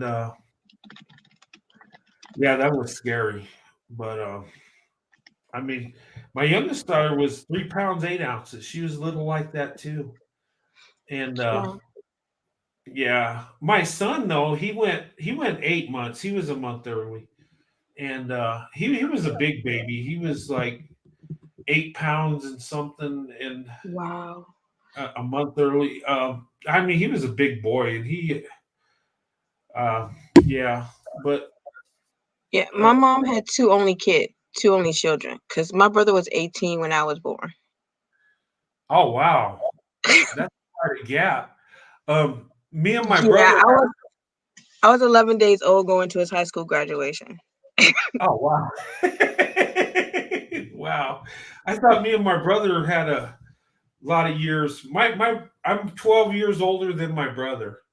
Mhm. Um, And what's funny is my oldest daughter is 12 years younger than my brother. And Wow. yeah, I mean, he was there when she was born. And it was funny because they had a strict thing in the hospital, right?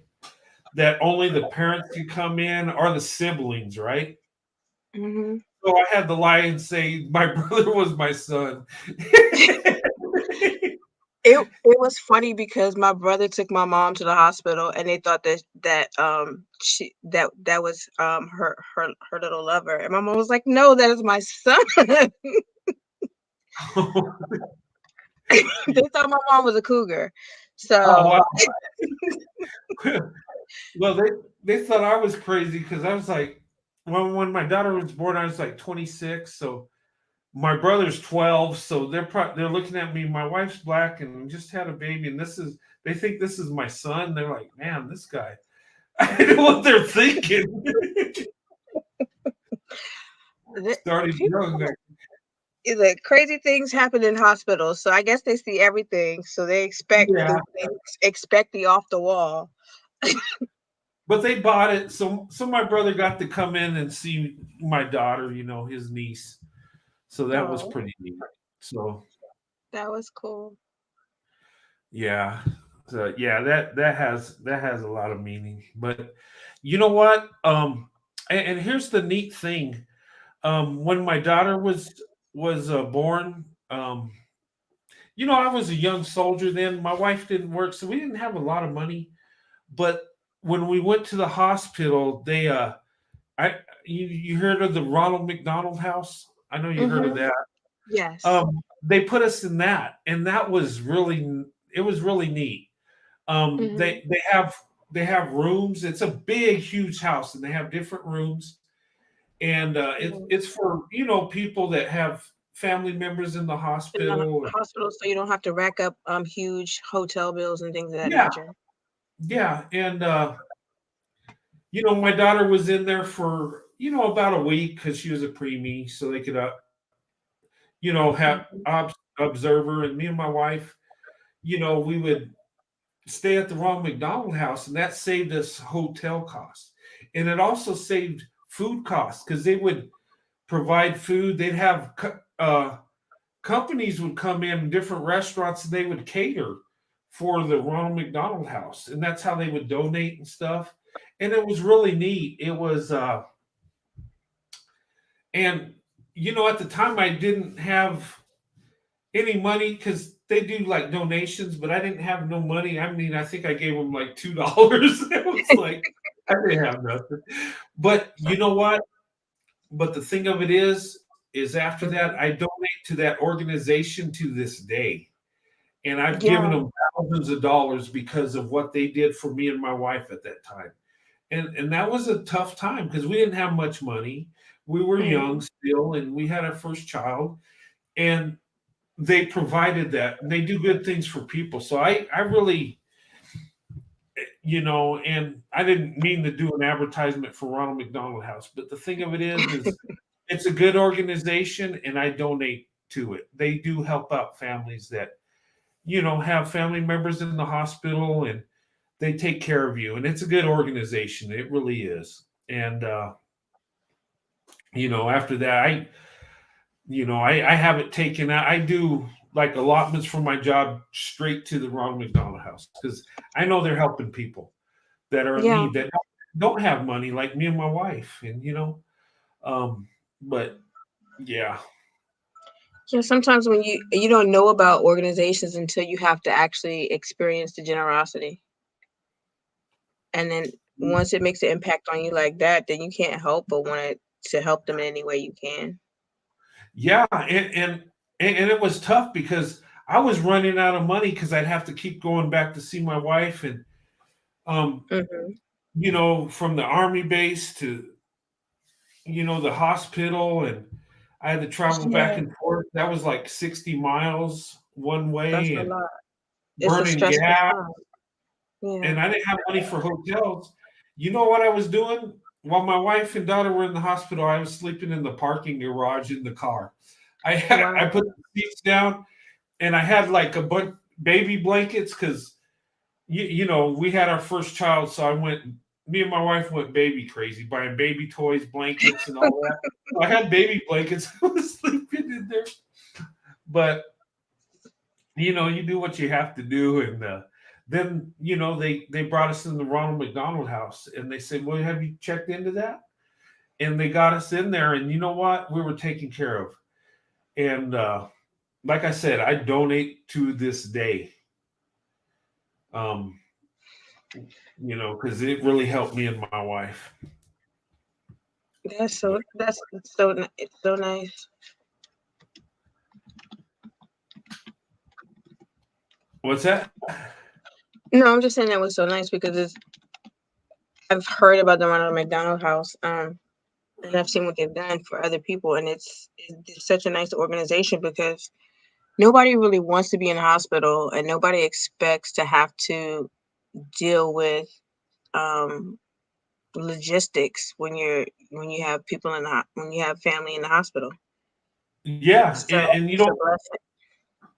Yeah, and you don't think about that because I was excited. My wife, we were having our first daughter, and I was so excited. My wife was, and we didn't think about, okay, what's going to be the cost back and forth, and what's going to Mhm. be the hotel cost. It's like, wait a minute, we don't have money for all this. It's like, can't keep going back and forth. Yeah, And I got to where I couldn't. I'd have to stay in the parking garage because I couldn't go back home because I was running out of money. Yeah, so it was. Yeah, and my income was the only income, and I remember, at that time I was getting paid once a month, so I'd have to stretch out the money. That is Yeah, hard. that was That is tough. so hard. I remember when I was getting paid once a month, it was just like, uh, gotta get that. Budgeting is a art at that point. It is. Well, it was easy at first because you got a big lump sum of money. So Mm-hmm. what I would do is pay all the bills, just knock them out. They're done for the month. Yes, That was but then making it and the little bit, a little extra that you need last until the end of the month. yeah, that's where it gets tough. So Yeah. I'd pay the bills and then buy groceries. So bills are paid, we got plenty of food. Yes, But and then everything else is a wing and a prayer. yeah, that's basically it. Yes. That's exactly what it is. And but you know what? Actually, you learn to budget money that way. You understand, and Mm-hmm. that's where, back then you understood how much you needed to get what you needed to have. It's like, I was watching a Tyler Perry movie. I forget which one it was, and she was asking him. He was a wealthy guy, and she was, struggling. And she says, "Do you know how much a gallon of milk is?" He says, "Oh, I don't know." Because, but when you have to budget like that, you know how much Mhm. it costs. You know, You have to. exactly how much it costs. You know which stores have the best deals. Yeah, You know what time of the month you're supposed to go. Like, I know which stores like have the best price for eggs or have the best price for milk. yeah, And and you learn that. yeah, Yeah, and then I think about that, and now we do pretty well, so we don't really think about that. We just go buy groceries or do what we got to do. But back then we had the budget because you only have so mhm. much money, and you can't just. It's like, and am I gonna splurge on something to eat out, or I can save it to next month? Yeah, and we would eat out. We would budget to where we could go out and eat because you got to have that. You got to have Yeah, some fun. you can't So feel completely and totally deprived. yeah, So so we put would that in do your it. budget. Yeah, we would do it once a week. We'd go out and eat, and we would go see a movie. And the base theater, it was only $1. Sometimes the Yes, new release base. movies were a dollar Hmm. fifty. So Base is the best place for entertainment because it's a lot cheaper. yeah, so we go to the movies together a lot, and it wouldn't cost us a lot of money. So, um, well, in today's world, they'll charge you a fortune even on base. But back in the day, it Yeah, didn't cost much. It was something we could do together and have fun. yeah, Um, just like and we could scrape some change together, go see a movie, and yeah, that was shake the couch. yeah, yeah. Well, we did that. I remember, but back then we didn't have debit cards, so we paid cash everything. So we always had change left over. When you go to the store, Yeah, you get change. When you get there's gas, always change everywhere. it was like in jars. It was in Yes, and under it's the like couch would be some like coins in the car. how many coins can I roll up so I can go to the bank and get some cash? Yeah, and we do that. I remember we had A this change big sorter. this big yeah, we had one of those, but we had this big Coke bottle, and we would just keep putting change. And man, I think we had like I think when it's said and done, You'd be we ended up surprised how saving much money that is, though. $500 or something. It was crazy. Yes. Yeah, it adds up. It adds up, and you never realize how much it is until you have to go and break the bank, and you're just like, "Wow, we're rich." At least for a few days, anyway. Yeah. It was funny. Hey, when we first got married, oh, it was funny because we didn't have no furniture or nothing. And we had I had a Toyota truck, right? And my wife had a Hyundai. And we put the only furniture we had was my wife's bed, and it was a full size bed in her bedroom. And her mom said, "Well, here you can have your bed." that was our first furniture, and I bought a 25-inch TV. That's not What? that big, right? Back in the day, No. that was Back in that the was day, that was huge, though. yeah, it was. But I bought a 25-inch TV and a Sega Genesis. And those were my priorities were, right? What? For men, the electronics is always the priority. It was, but you know what? My wife was into that too, so she had fun with it. So it was like Yes, we I had a Nintendo. I had the full setup. I had the trackpad. I had the gun. oh yeah. So Yeah. yeah. So we had that, and we had cable TV because the apartment we had is a one bedroom, and Mhm. we were stationed at Fort Sill, Oklahoma, middle of nowhere. But our apartment, get this, you know what we paid for rent? $250 a month. Wow. This was back in '94. Two Wow. and That and you can't and even then get a room for that nowadays.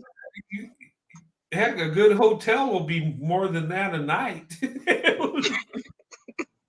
But $250, and they provided cable. We had like basic cable, and Wow. we were like in seventh heaven because it was our own place. It was ours. We're excited. We slept on my wife's Mhm. bed, and we had the TV and Sega Genesis, and we went to Kmart. You remember Kmart? And we Yes. bought we bought bean bags to sit in. I had a blue one, and my wife had a pink one. That was our furniture. And Oh my goodness. and then what we would do is every time I got paid, I'd buy a piece of furniture. Oh, I got paid. Hey, let's go get a couch. And we're so excited we got a couch. And then later we'd get a table. And that's how we furnished our house.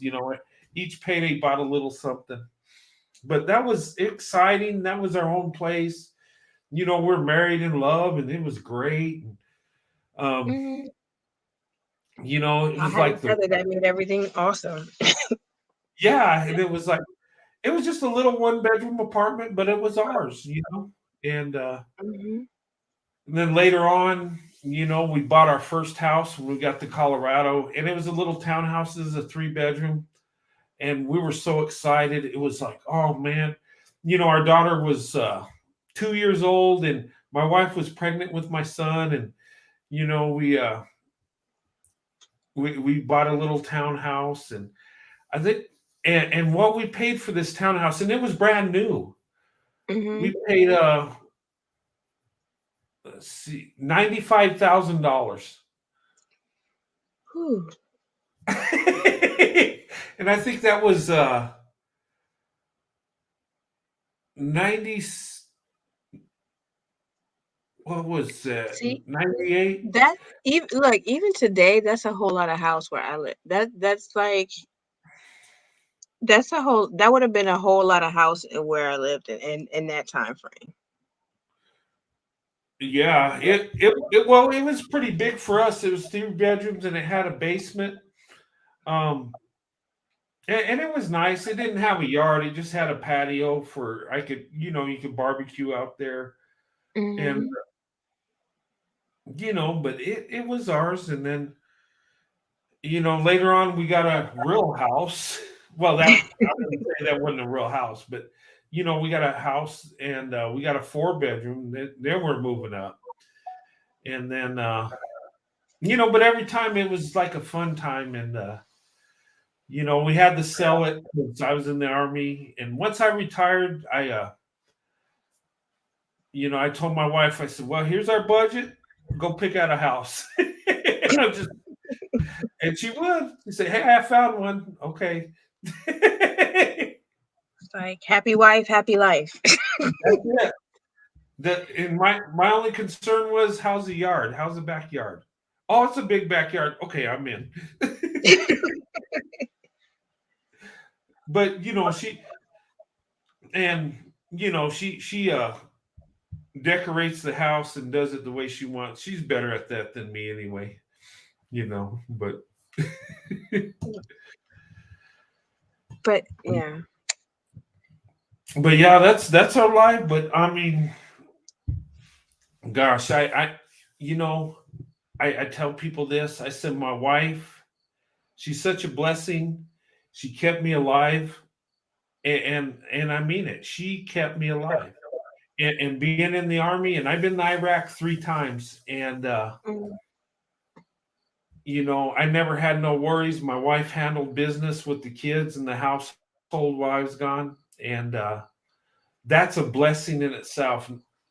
Not a lot of people have that, and I When you tell find you, the right person, yeah, when you find the right person, it's just, especially if it's been ordained by God, then there's nothing that you can't do together. yeah. Uh, Fancy 'Cause Nancy. Oh, I'm sorry. no, go ahead. Oh, Fancy Nancy said she was stationed at Fort Sill in '96. Wow. My daughter was born in '96. I left Fort Sill in '96 and headed to Korea.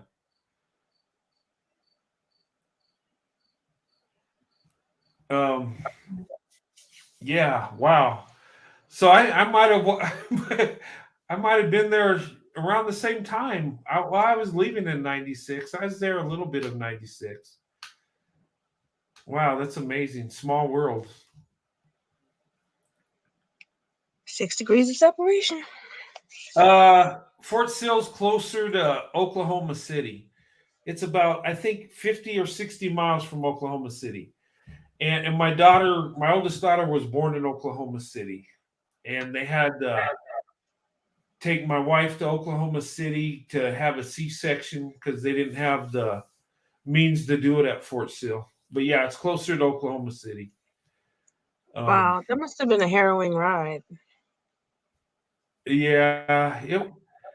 And you know what else made it bad is they had a toll booth both ways too, so I'd have to pay the toll to go down that highway.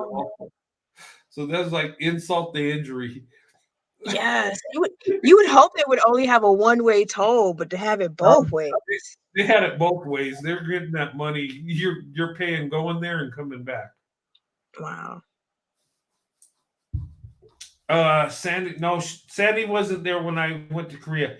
Sandy went back home and stayed with her mom while I was in Korea because I was there a year, and then plus my parents, were back home too. So she was able to be with her mom and my parents, so she had that family support, and it is better than being, alone on an army base.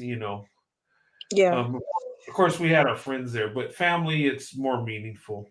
And my daughter was just born before I left, and the sad thing is, every time we had a child born, I had to deploy somewhere. When my oldest daughter was born, I left to Korea, and I remember my wife. It was, God, this is seared in my head. I remember I was getting on the plane, right? She's holding my daughter, and she gave me that look, that smile, of love and sadness, and that tear would come down. And I would just break down. I was like, oh my God, don't do that. And she's holding my daughter, and just a tear run down. I was like, oh God, this is going to be tough. And, and then my son was born. And then I went to Bosnia. Mm. And then my wife got pregnant with my youngest daughter, and there was a joke in my unit. They're like, "Oh man," they said, "Sergeant Johnston, his wife's pregnant. We're going somewhere. We're getting deployed. That was a joke. It seemed like every time we had a child and we're going somewhere, and sure enough, we went to Iraq. That's when Iraq broke out when my daughter was born. So I was like, oh, it was like the luck. I'm like, can I spend some time with my family? Look, definitely want to have kids, but I don't want to get jinxed every time. Oh, I was jinxed every time. I mean, with my youngest daughter, though, I didn't deploy till later because I almost lost my wife. So, I mean, it was rough. So, you know, she recovered from it, but it was tough. It was a scare. And, you know, I love having kids, but I wasn't going to have another one to lose my wife. So it's like we had 3. We probably would have had 4. Maybe even 5. I don't know. I just love children. I love family. You know, and you know, the Bible says as happy as a man that has a quiver full, right? And that's what it's about is family, you know. And I always Family is embrace everything. that. Yeah. But And family is like you have those that you're born to and those that you create. So, yeah. and for some people, the ones you create is closer than blood. So, Yeah. And you know, our children were a part of me and my wife. So it's like um, you know, I've always been really into family, and I think because my parents were so young that I didn't have both parents. You know, my dad raised me, but mom wasn't around. Mom was doing mom's thing, and it just it got to me. So I really embrace family, and every time there's a weekend, a holiday, we always did something. We still do. Um, I never missed, you know, the kids. You know, my son's little league baseball, football, my daughter's dance and cheerleading stuff. I always made time for that. I never, you know, unless I had no choice, but if I could make it, I was there. Um, you know, and because I didn't have that. My dad was there. He loved me. He took care of me. But you know, I always, you know, wanted my mom there, and I still do. And I remember one Christmas, uh, you know, my mother was supposed to come down, and I'm in my 50s now, right? And she had something else going on, couldn't make it, and I was upset. And my dad looked at me, he says, "Son, you're still looking out that window, aren't you?" I was yeah, like, "Dad." it's a piece of you that will never stop wanting them to do better.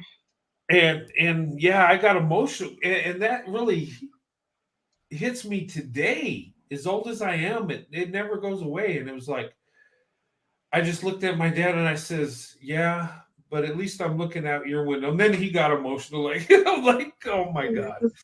The only way that it wouldn't impact you is if you killed all feeling that you had for your mom. And I can't. I still love my mom. My mom's my Yeah. mom, and she's still in my life. I've never, you know, taken my kids and kept them from her. I always made sure that I brought my kids to see. They know who their grandmother is, and you know, Because you have a big heart. yeah, and you know, she's still that 17-year-old girl that you know that had me, you know, and my dad married her and tried to make it work, but it was out of lust. It really was, and I was a product of that. And I mean, but thank God my dad was there because if it was just me and my mom, I don't know how I'd end up. I probably would have been a different person or a different look on life, you might say. Yeah. But So your father made you into an excellent man, and then it just made it so with your mom being the way she was that you had compassion for people. It taught you compassion. So Yeah. good things came from it, even though it hurts. Yeah, I did. I got a blessing out of it. And it sometimes out of the worst situation you could get the biggest blessing. And Yes. yeah, and that's what I got out of it. So, and a lot of people will let the bad things that happen to them kill different parts of them, whereas Mhm. other people will embrace and see the joy and learn and become a better person from it. Yeah. And the thing of it is I never, attacked my mom on that. Through years, I never went in on my mom.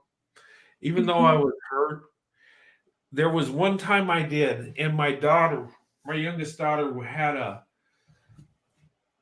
on her dance team in high school, they had a state competition, right? And this is a big deal. Mhm. And they're competing for state, right?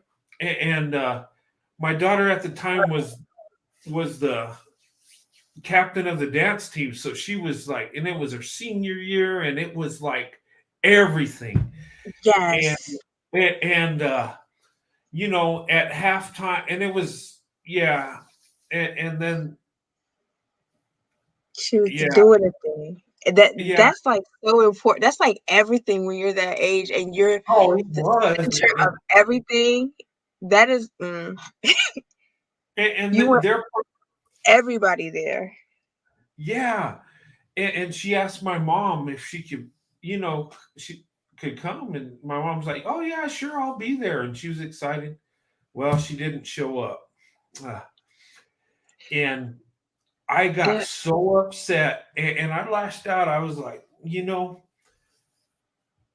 I says, you've done this to me for years, but you're not going to do it to my daughter. And I just went in on her like no tomorrow. I said, because I could deal with her. You could hurt me, but Don't not hurt my not kid. yeah, not Yeah. my little girl. That's just like, ooh, Me is one thing, my kids are something else. yeah, If you and wanna see the bad part of me, mess with my kids. I was like, because I knew it meant something to her, and I was like, Mhm. um, but yeah, but it all is forgiven. I just don't don't make no I just said don't make Yeah. no promise to my kids. Don't do it. I'm not. Mm-mm.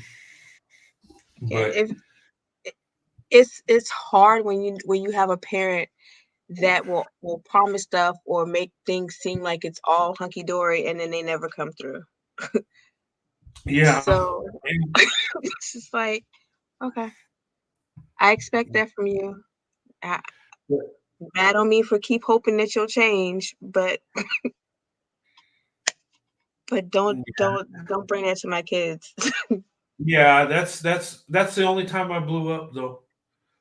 Yeah, like I've been hurt for years, but I just took it. It was like, you because know, you can always take on what people do to you, but when they do stuff to the people that you love, it's like it's a whole nother animal. It's just I can take it when you do it to me. Somebody I love, we gonna have words, we gonna have some other things, and let the chips and, fall where they may.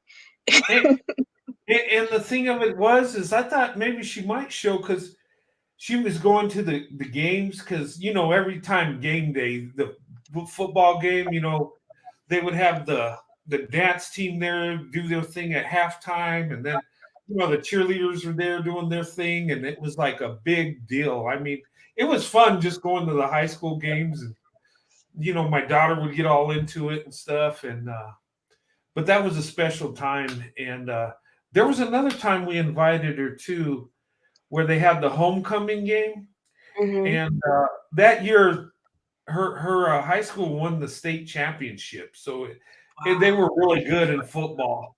So they had their homecoming game. It was a big game, and then brought all the football players, the dance team, the cheerleaders, and they would bring the family members out there, and it was pretty neat. It was, and my daughter, she embraces that time. She's like, it's like, well, should I try out for the college dance? I said, well, try out. I mean, but she's so busy working, I don't know. But She'll figure it out. yeah. So it'd be a lot tougher than high school, but Yeah, yeah. it's a lot of commitment. Oh, it is. It consumes you. But I don't know. I think she would make it. I mean, she did good in high school. I mean, I mean, it's a possibility, and if she's that determined, then she'll accomplish whatever she puts her mind to. I know I spent a lot of money in the dance class, dance. Oh gosh. And I told I my know wife, you're glad that that part is over. I'm like, I told my wife, I said, we're spending all this money on something she's not going to make a career. But it made her happy, so it was like, okay. I mean, But it paid off. She was a captain of her team, oh yeah, so yeah. it definitely paid off. And you know what? Where she went to high school, because we were staying with my mother-in-law because we're selling the house, and then we sold it, and then we bought our own house. Then we bought us a house out here, but she wanted to finish her school there because she started. But Hmm. I mean, it was a part of town where they didn't have much money or anything, and my wife had an advantage because I was paying money for her to be teaching, for her to be taught how to dance. So, um, so she was pretty good because she had training, you might say. Yeah, Um, I mean, I think all little girls want to dance at some point, and then you either realize that you have talent or realize that you don't and keep it moving. oh man, it's midnight central time. It's Oh, 11. it's a 1 o'clock where I am. Oh Um, no. Oh wow, I but you know better what? close I it. look when I come up here, I get caught up. I do too. And it's just fun to talk, it's Yeah, and, and a lot of times this is the only talking I'll do. yeah, I So, you know, I just wanted to share my thoughts today because sometimes I just gotta tell people what I think and how I feel. And we appreciate it because whether you realize it or not, when you get up on your platform and you talk about how much you love Black women and how wonderful they are, and just because there's not a space where you hear um, what wonderful people black women are. It's just so rare. And so to have a space where it's positive, it's joyful and informative, it's like a trifecta that is like the rarest thing out there. So you're appreciated. oh, I appreciate that. But you know And what then though? bonus, you have Sandy, just makes it even better. Yeah. Oh, but you know what? I'm just speaking the truth, and you know what? And you say that, and a lot of ladies say that, but you know what? I'm thankful for what Black women have done for me. I feel the same way. I'm just like Black women have lifted me up more than they even know. And I see the true value and beauty. Um, and when I say I love Black women, I do because Black women are amazing, and they've showed me love. The Black women I've been around, have been amazing and have shown me true love. And with my wife, she's always had my back, and I see that quality in so many Black women, and that's where I have love for them. And I love to see Black women do amazing things because I see them doing amazing things in the real world. And I'm not just talking about what the news clippings I show. I see this in real life. And I see Black women, you know, given everything for relationships that they're in, and some for men that don't deserve them, that treat them like crap, but they give it their all. And that's what I love about them. And that's, Yeah, we're resilient because yeah, let me and tell but it, in my opinion, it needs to be talked about. It needs to be embraced. Um, Black women should get some praise for that, because you don't have to do what you do, but you do it. And you know you're what? going above and beyond. A job has to be done, and even if nobody else is going to do it, I'm still going to take care of it.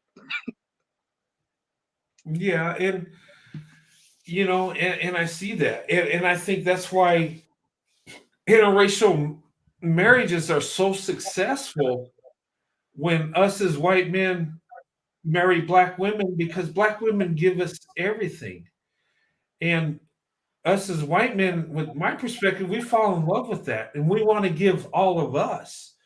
Um, I want to give my wife everything because she's already given me everything.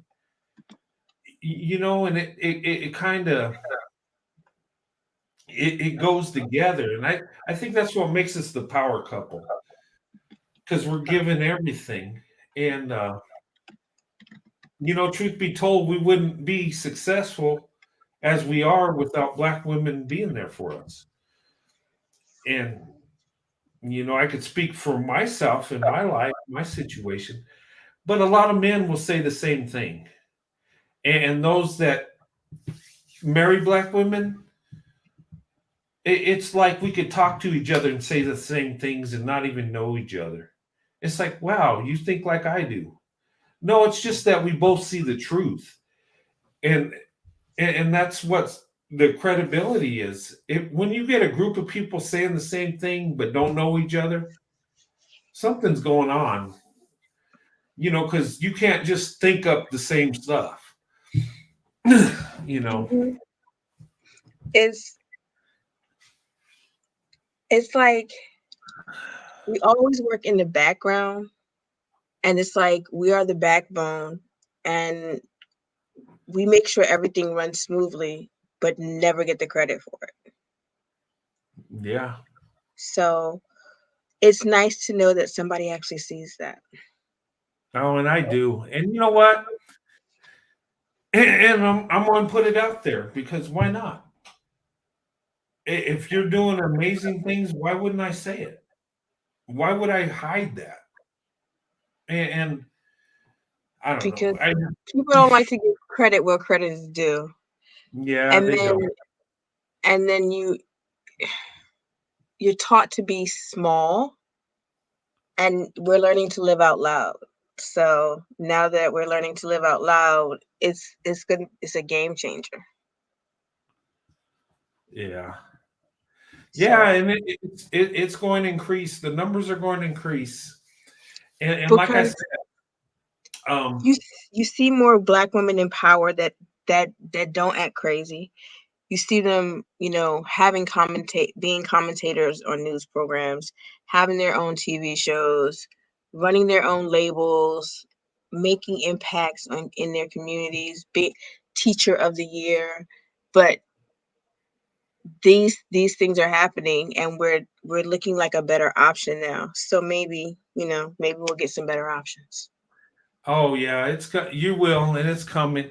Because you know what? You know what I see? And looking at the world today, and I see it in real time in my own neighborhood. I see Black women doing amazing things. And you can look at, on all economic levels, what Black women are doing, how they're moving up. Hmm. And you can see it, in the government. Black women have high positions. They're doing amazing things. Yeah, You, Britt, you I know, found an answer to the question that a lot of the ladies were asking. uh-huh. Where are all the white men? Um, I found some on Bumble. Bumble, is that where they're hiding? They're Where hiding on are Bumble. you at?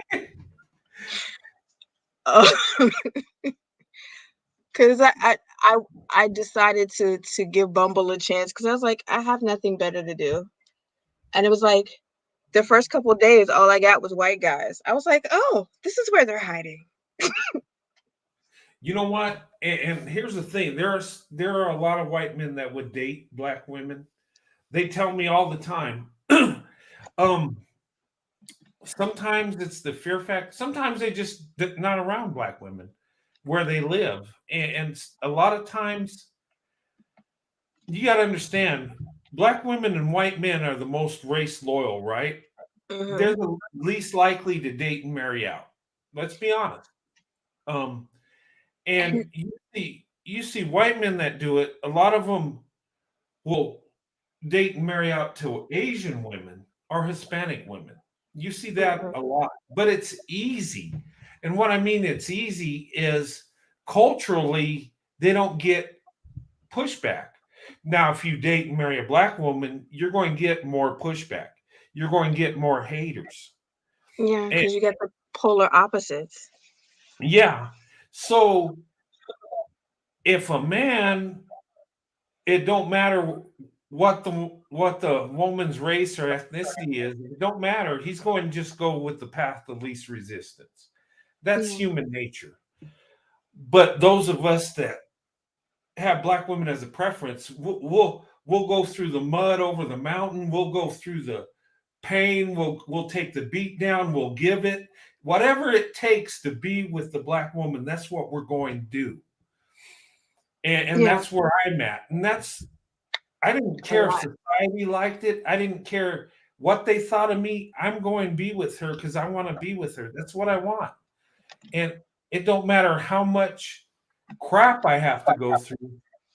That's what I'm going to do. And that's where our mindset is. Um, but as time goes by and it's becomes more of a norm, it's going to happen more and more. And Yeah. it already is. And when I talked about when somebody told me, well, it's not happening because set 1970 to now went from 1 to 4%. So it's not really happening. No, that's a 300% increase. Yeah. Think about that. That's millions of people. And 4% might seem like a small number, but that's a lot of people. it And is. it grows every day. So, Yes, and then and when you take the blinders off and open up your opportunities, you see that it's a lot. All I can say is that the way that white men approach women is really different from the way black men approach women. it is. It's very And different. so it's actually like I have to gird my loins when a black guy talks to me because it's just I have to mentally prepare and I have to physically prepare because some people are touchy feely. And then with a white guy, it's just it's very respectful. It's like it's an enjoyable experience. It's like I didn't know that human beings could talk to each other like this. Um, so yeah. And you know what though? Here's an amazing thing. Um, it's much easier for us to get together than we think it is Mm-hmm. if we just do it. I Yeah. mean, I Be found out, open. yeah, and be honest. I Yeah. found this is the big secret I found, guys. Listen to me. I found when you're direct and honest with black women, you get so much further than trying Yes. to be suave, than trying to impress her, than trying to Yes. just come as you are and have those little flaws and it's okay. You can stutter and be nervous and she sees that. And And it's so cute. yeah, some of them take it as it's cute. But you know what? She knows you got feelings for her because you're nervous. Yes. So yeah. And I had more success when I just got up my nerve and just were honest. Now, did I get shut down and turned down? Yeah, there were times I had my feelings hurt, but that's life. But you know what? When I found one that accepted me, it's like I won the lottery. It's like, oh my God. And you know what? You embrace more. And here's Mhm. the thing, if black women and white men could complement each other, that goes a long ways because you know what? As white men, we'll embrace a black woman having feelings for us than a white woman. You know why? And black women don't even have to be our preference. We'll embrace that more. You know why? Because she's a black woman, and we think, wow, even though I'm a white guy, she thinks this highly of me. And psychologically, it's a big boost. And I've heard black women say that the same way that when a white guy really finds her attractive, thinks she's beautiful, and thinks she's everything, that she really embraces it coming from a white guy because we don't expect that. It's like, Yeah. man, I must really have it going on if a white And guy is thinking that of me, and and it's vice funny versa. because all the things that they teach us that's bad about ourselves are all the things you guys love about us. Yeah, it is. It's weird, isn't it? Yeah. Like they go in on your, your complexion. Oh, she's too dark. Oh gosh, I love it. It's like, It's hey, like, you don't like that? I love that. you Okay. wear too much weave. Oh, but it's interesting. You get a new look every day. Yeah. And you know what? Yeah, I mean, It's, I mean, oh, you got an attitude. Well, I only have an attitude with you, so The- but you know what? I find that attractive, and I don't look at it in attitude. I think black women are passionate when they get into their beliefs. It's like, oh my God, that's I don't know something. it's You like know, it's like wow, she really it's believes in what she's talking about. and you can have a conversation and be passionate about your conversation and not have to check yourself Yeah, because sometimes you have to check yourself and make sure the person is keeping up with you because I cannot tell you how many times I've had to adjust my vocabulary because somebody didn't understand what I was saying. So, and I love words. So, and I use them in a fashion where even if you don't understand them, if you're actually listening to me, you would know what I was saying. You don't yeah, have to know you don't have to know all the words, but if you listen to, you get the context. And s- men do not realize how sexy listening is. They just don't. yeah. They don't get it because people hear you, but they don't actually understand you by listening. So, yeah, Yeah, that and I don't know. I'm getting passionate about stuff now because it's like I did not know that like I went on Bumble and Bumble is geared towards women. mhm. So women get to pick and men you don't actually get the information unless you both agree that you think each other is cute and the woman has to reach out first. Oh, okay. So it's like it's women centric. So I don't have to be bothered with bugaboos if I don't want to be bothered. And if that person's profile doesn't look like anything I want to deal with, I can just swipe left and be done with it. Yes, creating one like a Sadie Hawkins stance. It's like women are in power for that one. And so you so there's no bugaboos unless you want to be a bugaboo. unless you want to be a bugaboo, I mean, and then everything is built into the app. So you can do your texting from there, your calling from there, your video chats from there. So you don't actually have to give out your phone information. Oh, nice. So yeah, it's and you get a brief little thing. And if you didn't fill out all of the stuff you need to fill out, I don't have to deal with you. I can just swipe. And you know what? That sounds like a good idea for men too, because I'm thinking about this. Okay, she's got the power, and she's only going to contact you if she's interested. So if I get a hit from, it's like, wow, she's interested in me. So that's like a confidence booster. Like, okay. Instead of just reaching out to multiple women, oh, she's not interested. She's not. Well, she is, but she's interested, and it's just like I have my little thing up there, and I have my little pictures, and da, da, da. And you see what it is. If you like it, you'll swipe. If you don't, you won't. And we can go from there. And it starts off free, but like, of course, if you pay, you get more benefits. But even with the free stuff, it's still nice. You can swipe. You just don't get to see. I think if you pay, you get to see who swiped on you first, and then you can base your stuff off of that. But for the most part, it's woman centric. So if you like it and you agree, you move on. Okay. Yeah, I think that would be more comfortable than women because I think women get irritated when multiple guys are coming in. Because you can tell when a guy is not genuine or they're just up there for one thing.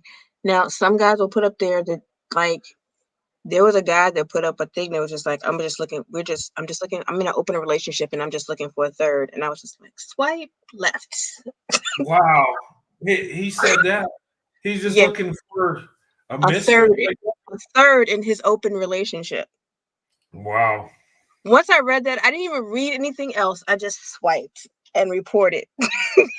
Because that's not what you're supposed to be on there for. Wow.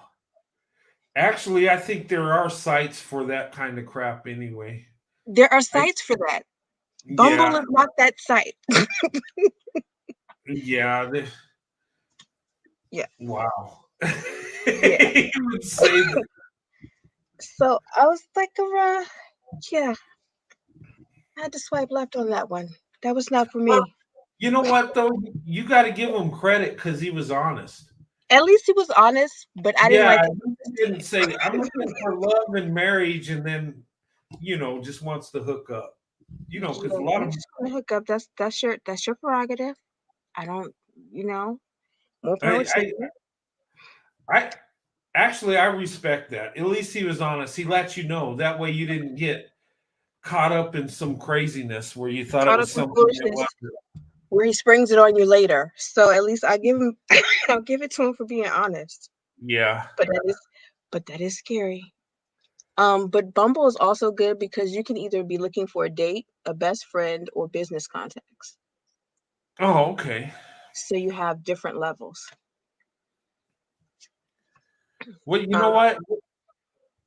I'm not familiar with dating apps, but would maybe that be a good way to handle it? Put in you're looking for a friend, and if you Yeah, meet 'cause that friend and it goes further, then Mhm. maybe a way of taking it slow. I don't know. Yeah, I mean, the thing about it is that like my profile says that I'm looking for marriage, and the guys that don't know what they're looking for still contact me, but I make it clear, look, I'm looking for my best friend. So, um, if you're not looking to be friends first or anything else, then I can't. Then it's no point in us continuing. Yeah. And And that, I can be blunt sometimes, but I'm usually tactful. Somebody told me, was like, you put it straight out there, don't you? I was like, yeah, I do. I don't have time to waste on foolishness. So, yeah. and you gotta if how are people supposed to people can't read, people are not mind readers. How do you expect somebody to read your mind when you just put it out there, let them know straight up this is what it is? They can either accept it or not. So, Yeah. I mean, I want to be married to my best friend because whenever all the heat dies down, and sometimes you look at each other and just like, I don't think I like you right now, but we can still be friends. Because You know, look, I don't like you right now, but we can cuddle. So, but if you like, if lust is your main thing, then you don't have that. So that's why I want to marry my best friend. So, Yeah, it should be that way because lust don't last. mm-mm. You know, because when that's all you got, then you got nothing. And then usually people that are caught up into that look for other people to fulfill that lustful thing. Yeah, because when we're old and wrinkly and nobody's looking good anymore, you still want to be able to respect each other's mind. Yeah, and that's what marriage is about too. It's about you get married because you love each other, you have a family together, but you grow old together too. And what you said, you know what, you know, God might have blessed you at birth and made you beautiful, but guess what? As time goes on, you get older. Um, Yeah, things you don't know, stay where they're supposed to stay. and and I look at my life and me and my wife, we don't look like we did when we were 20. When we Mm, first got married, we're older now. We've gained weight. We've, things have you know, expanded, other things have contracted. It's yeah, just you don't know what you're gonna wind up looking like. yeah, But as long as you're still willing to hold my hand, that's all that matters. right. And but you know what though? But that's what it's about. There's a couple that lives in our neighborhood that they're in their 70s. They're up in age. And they've been married for several years, but they still love each other. You know, they walk real slow around the neighborhood, but that's their time. They still have that love for each other. And back when they were young, they were out doing stuff but that's time. That's what happens. But we're supposed to grow old together. We're supposed to you know, be with each other while we're on earth. And then marriage, it's forever. And then Mhm. eternal in heaven, then you're in paradise together. But Yeah, I don't believe in divorce. So if and when I get married, it will be one time and one time only, and that's it. yeah, Um, yeah, I don't believe in divorce either. There are certain times it has to happen. If you have a spouse that's beating you, you got to get mhm. away Yeah, I from, mean, or abusing you. there are exceptions to every rule, Yeah, but but if it's just because you don't, you we have irreconcilable differences, oh well, suck it up. We're gonna figure it out. yeah, that's true. And marriage, it used to be that way. You married for life. You couldn't Hmm. just jump in and out of it. Oh, okay. Well, it was great while it lasted, but I'm not into you no more. No, you, it's for life. Um, and but if you have true love, it's going to last because you're going to work it out. Whatever things irritate, the two of you, you're going to work it out because you love each other. And I always say, make sure you love each other more than your problems, more than, Yeah, it's just like, look, I mean, because there are gonna be times you're just be like, look, I don't like you right now, so I'm just gonna head myself off to this other room right quick, and we'll work it out a little later. I just don't want to look at you, but I love you. yeah. And there's times like that when you got to just have your alone time where you got to be with yourself. And sometimes you get under each other's skin. And Hmm. sometimes you just need to step out and, Okay, just take a go deep into breath. my lady cave. Yeah. And then when you get over it, then a lot of times you can't wait to get with each other because you miss that You miss time. that time. You gotta have the hugs and the touches. Yeah. So it's Yep. it's marriage is a lot, but it's worth it in the end if you're with your best friend. It is. And you know what? My wife's my best friend. And you know what? That's what carries us through. No matter what we go through, we love each other, and we know we're better off with each other than apart. I mean, the way we look at it is we have true love. If we're apart, it's devastation. But together, it's paradise. Hmm. You know.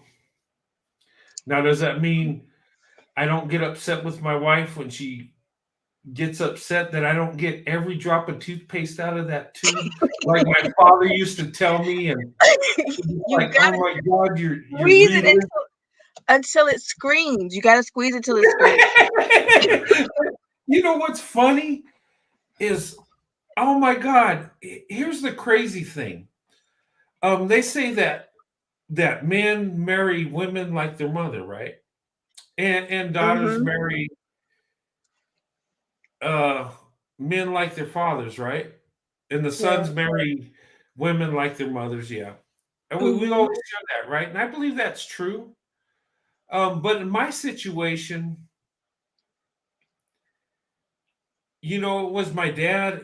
Yeah, I had my stepmother, and she loved me, and she was awesome. But um, I actually married a woman that's like my father, if that makes sense. Um, Yeah.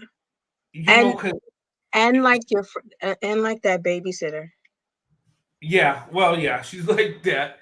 No, the babysitter had a big impact, and that's why I believe my path towards black women originated from, Hmm. because a lot of times I spent more time with her than my mother. So she was like the mother figure in a way, and she, you know, and I remember I thought she was awesome. I remember I just loved being with her, and it was like,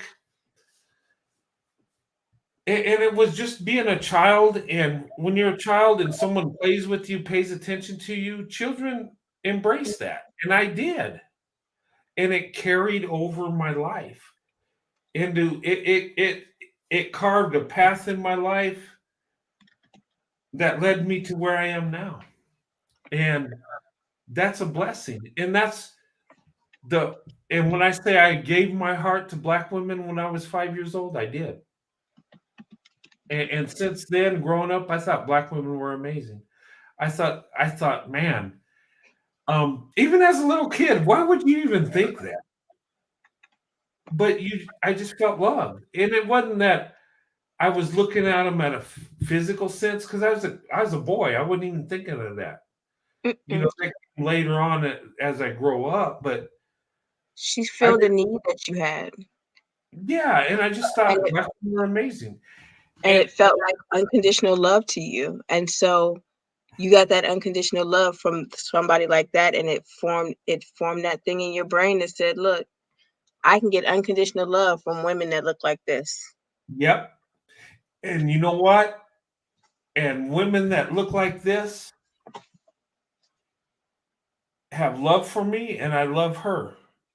And all she was doing was treat me like a child, being nice to me. It Hmm. She would have treated any child like that. It's just that I clinged to that. It meant a lot to me. And I was like, this is who I want to be around. And I would follow her around like a lost puppy as a boy.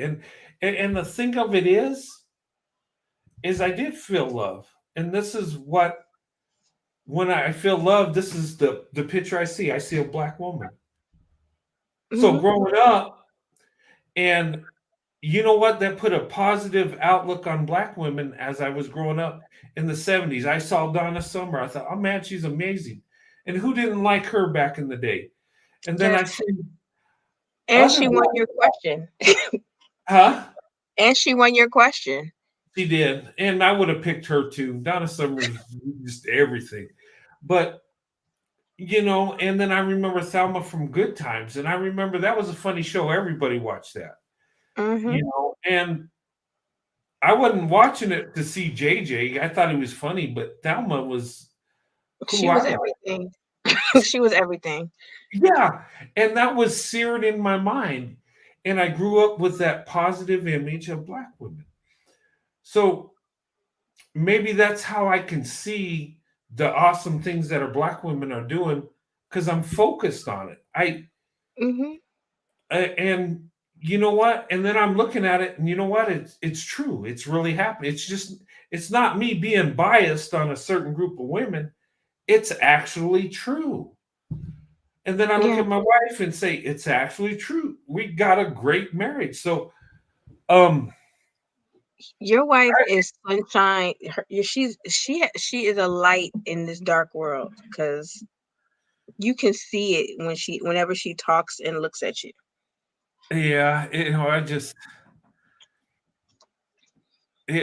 but you know what? And people say you're biased, and you know what? I am biased, but you know what? I seen true love, and that's what I gravitated to. That's what formed my path. And you know what? I I look at it like it's a blessing. I'm not ashamed of that. That's a great thing. I want to tell my story. I want people to know because these women are amazing, doing amazing things, and so many people don't give them credit for a little bit of what they do. And I'm just like, wow. Are people just blind? Are they just stupid? They don't see what I'm seeing? That's sometimes what I think. I think, are people really idiots like this? People see what they want to see. Yeah. I mean, because if or they see what they expect to see. Because if it's been ingrained to you that this type of person acts this way, if they act counter to that way, you think that's an anomaly. Yeah, it's just an exception to the rule. But, Hmm. I'm just like, wow. And then I hear people saying that, well, white men don't want you. I'm like, that's a bunch of biggest BS. I have learned that the hard way. I'm like, no, that ain't true. And I and learned that the hard way. it's not just me. I'm seeing You guys are sneaky. there are so many men that talk to me about black women just because I'm married to a black woman, wanting advice, wanting to know how to approach. I just say, just approach. I there's no secret formula. Just People be say, respectful. I mean, respectful, and I mean, just hello. You would be surprised how far a hello can get you. yeah, and yeah, it's there's when I started dating, I just thought this is the thought I had when I first tried to date black women when I was a teenager. I was like, oh my god, when I got up the nerve to approach a black girl, and I was like, oh my god, she's going to think I'm stupid. I'm looking like an idiot. What am I doing? But you know what? I want to do this, but gosh, I know I'm looking like an idiot. That's going in my mind, right? And then when I get rejected, yeah, that validates that. Yeah, she thought I was stupid. And then when I didn't get rejected, it was like, wow, I love really? It was so appreciated. And and I'm not saying it was out of desperation or nothing like that. It was just like I didn't expect to be accepted. I expected to be rejected. I expected because I was a white guy, she was going to kick me to the curb and let me know it. And that actually didn't happen. Um, and amazing, I went on dates with women I never thought would ever give me the time or day. And Never know until you ask. yeah, you don't. And the thing of it was, and I wasn't a super good looking guy. I was just an average dude. Right? That's all I am. But to be accepted, it was a beautiful thing. And You know what? and I didn't get there till I had the courage to just approach and just let her know my intentions. You What a know? lot of men don't realize is that no matter how good or lack of looks you think you have, if you Mhm. treat somebody well, you add at least 2 points to whatever you look like. 2 to 3 points to whatever you look like because you treated someone well. Yeah, Um, I believe that. I believe how you carry yourself adds, points too. And I tell a story about this black woman I was crazy about at this Air Force base at the gate. And I was with a friend, and he's like, "She don't look that good. She's okay, but you're going crazy over someone that's just an everyday girl." But how she carried herself, I thought she was fine. And and the thing of it is beauty's in the eye of the beholder, and how she carried herself, the professional um look she had, and how she had it together. I find that the image is so attractive. And what I said earlier on the show, when I see this is how I see black women. And when I talked about Claire Huxtable, right? The mom that was yes, educated, she's she was the beautiful. prototype. Yeah, and she's a mom and family orientated, and that's more attractive than how she actually looks. Of course, Felicia Rashad was a very beautiful woman, but what I'm Mhm. saying is the image is so beautiful. And Because she put that image out that you could be anything as a yeah, black woman, and that she was did. so empowering. It was just like everybody wanted to be Claire Huxtable. And here's the thing with the image thing. If you take like two women in their prime, you take Beyonce, and Mhm. you take oh gosh, as I'm going blank. Um, you take Beyonce and you take Anita Baker, right? Both in their prime. Who and you talk to men, who would they choose, right? To be with? Most would say Beyonce, right? Probably 90 some percent, right? Over Anita Baker. Both women in their prime, right? Mhm. You know who I would choose? Anita Baker. Yep, hands down. You know why? Because of the image. Because when I see Beyonce, I see glamorous, I see, popularity. But when I see Anita Baker, and I don't know either one of these women, but the image, when I see Anita Baker, it seems like it's natural. It seems like she's got a big heart. She seems like a She woman seems you like a real would, woman versus a fantasy. yeah, that, and it seems like she would be a woman of faith, a woman that loves her husband and family. She seems like the traditional woman, you might say. Beyonce's glamorous, it's a fantasy, like you Mhm. said. But I would pick if I had a choice, and both women were crazy about me. I'd go with Anita Baker, hands down, because Because of a woman the like that makes you feel like they'll be in your corner no yeah, matter what versus if something better comes along, the other one will be out on the first thing smoking. yeah. And but most men would say Beyonce, of course. But see, But what is the beauty you see? Is it just what the outside appearance is, or what you see the image and what you see from the inside? And like I beauty, said, I don't know either woman, so mhm, can't say. I can't say, but the image I see, image has power. How you Mhm, dress, how you carry yourself has power. mhm. And I think a lot of people don't realize this. I mean, I if I didn't realize it.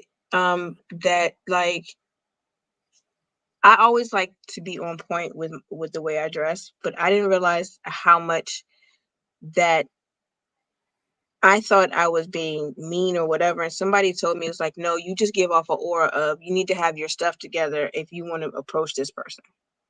yeah, So and I didn't realize you could give off that aura.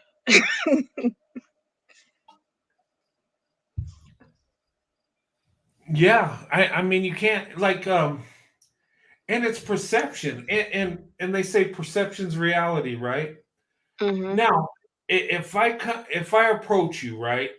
Let's say um we're both single adults. I approach you and I have a t-shirt on and I'm just looking every day, t-shirt, jeans, and I approach you, right?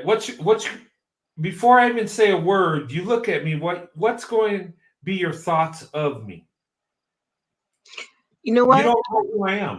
I can't form an opinion until you open your mouth Really? because because it depends on the setting that you're in. Because if we're just hanging out like at the mall or something, that's one thing. But if we're at a Yeah. business and you're dressed like that, it's just like you don't take yourself seriously. But if we're at a mall, that's perfectly fine. Yeah, I guess but let's say we went on a date and I just wear jeans and a t-shirt. What would be your thoughts of me? Um, that you did not care enough to put any effort into your appearance. Yeah, and you probably think, well, what's he think about me? Does he even care? Basically, yeah. I mean, but it might not be that way. Maybe that's all I had to wear, but I have a big heart and I think you're awesome, but It also um depends on where we're going. Because if we're going to a fast food joint, that's also if fine. we're going to McDonald's, it's okay. But if but if we're but if we're going to Outback, you might wanna put on some jeans and a polo, you know? Yeah, there you go. But it every people don't understand.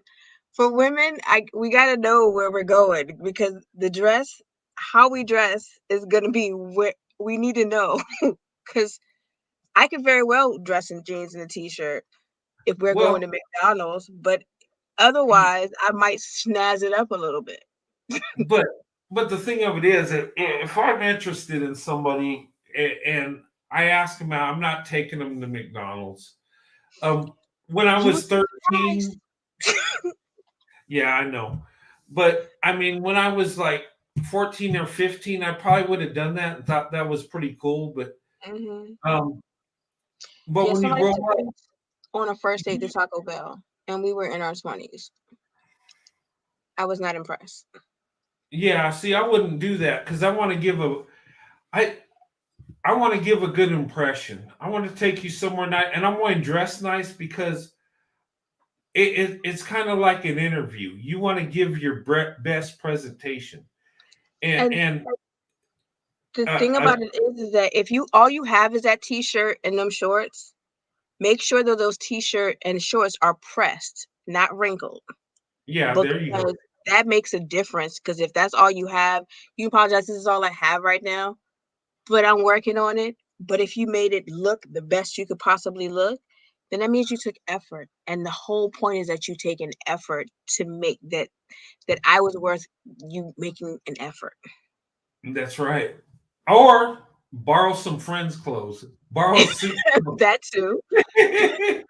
but then, but then you're kind of being dishonest because she thinks, "Wow, this guy dresses nice." You know what? To be perfectly honest, most women know that they're gonna have to tweak their man's wardrobe. They just do. Yeah, but you know It, what? No, when I approached my wife, I was dressed. I was wearing mhm. nice clothes. I wouldn't. I didn't approach her in a t-shirt. No, I didn't. Um, You have to you dress for the part you want. yeah, but yeah, I let her tweak what I wear because she knows what's good. Yes, and You she's been know, tweaking fairly nicely lately. yeah. You know what's funny is my son Hmm. when he goes out or he's wants to make an impression, what to wear. You know who he asked? His He mom. asked my oldest daughter, his sister. Mm. And whatever she tells him to wear, he'll wear it. But he knows that she knows what women like and how to dress. Um, and it's funny because my son, he won't ask me or my wife. He'll ask his older sister, "Yeah, will this work?" She's like, "Nah, wear this." Okay. He knows. Because he knows she not gonna have him looking stupid. And that's true. And she don't. My daughter really knows about fashion. My Because it's like an unwritten rule. If you leave the house looking crazy, it's like don't nobody love you because you left the house looking crazy and they didn't correct you. If you come out the house looking nice, then people know that you have people that care about you. yeah. Yeah. But So he can ask. And it's funny, I tease him, well, hey son, why don't you I should no dad, no. Like, his well, knee-jerk response is no. You don't know what you're doing. I'm gonna ask my sister. yeah, because he's got trust in his sister like that. It's just Because I mean, women know what they want, and even if it's your sister, she's gonna not gonna let you look crazy. yeah, she's going to make sure you're straight. Yeah. Yeah, because then it's like you make me look bad if you look bad, so Yep. you have to look good. And you know what? I wouldn't send my son looking crazy, but he just has that trust with his sister. Hmm. And she probably knows the best way to dress in the here and now than I do. I'm back in the 90s. I probably like, early 90s, late 80s. Maybe it wouldn't look good in today's world. I don't know. No, unless you have a classic style, because my Yeah. my style it'll look good no matter what.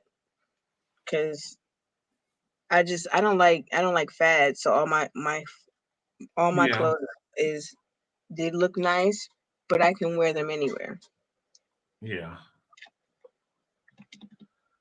So, but it's been it's been real, Yeah. and you guys, it's always good to come up here because even if my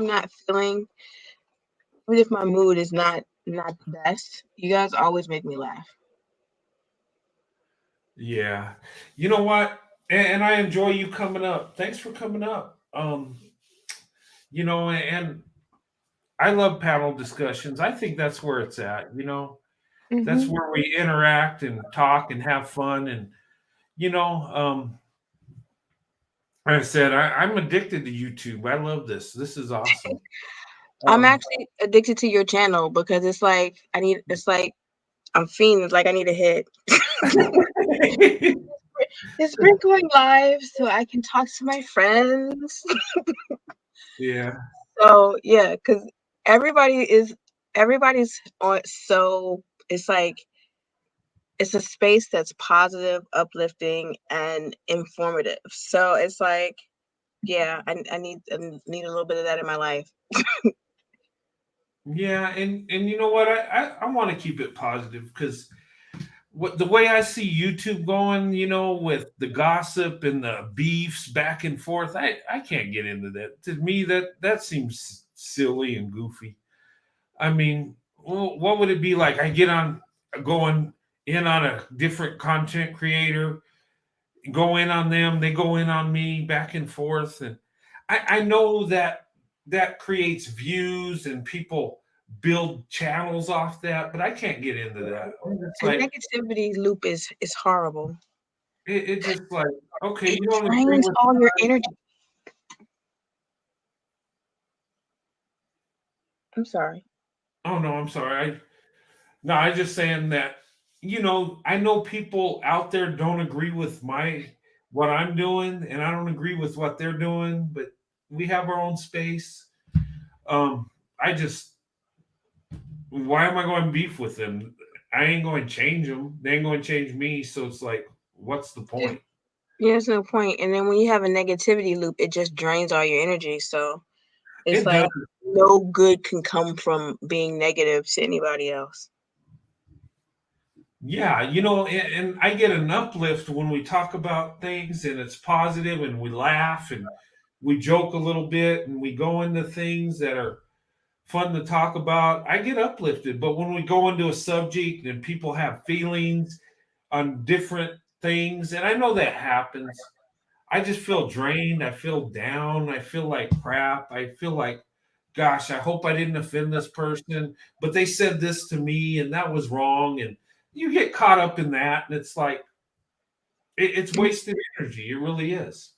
Yeah, there's too much positivity. There's too many good things going on right now that there's it's like there's so much negativity in the world. It's like coming to a point of positivity that's like sunlight and basking in the joy. Yeah, right. It's like, oh, yeah. It's I, like it's like I've come here for joy and I'm getting my joy. I'm filling up on my joy to last me a couple of days. It's excellent. yep. But and I get mine just coming on. I enjoy talking. I enjoy, having people on the panel. I enjoy the comments and stuff. And if I'm in a goofy mood, sometimes I enjoy trolls coming in so I can, make fun of them. But Yes, usually I like just, our favorite, Mr. Clark.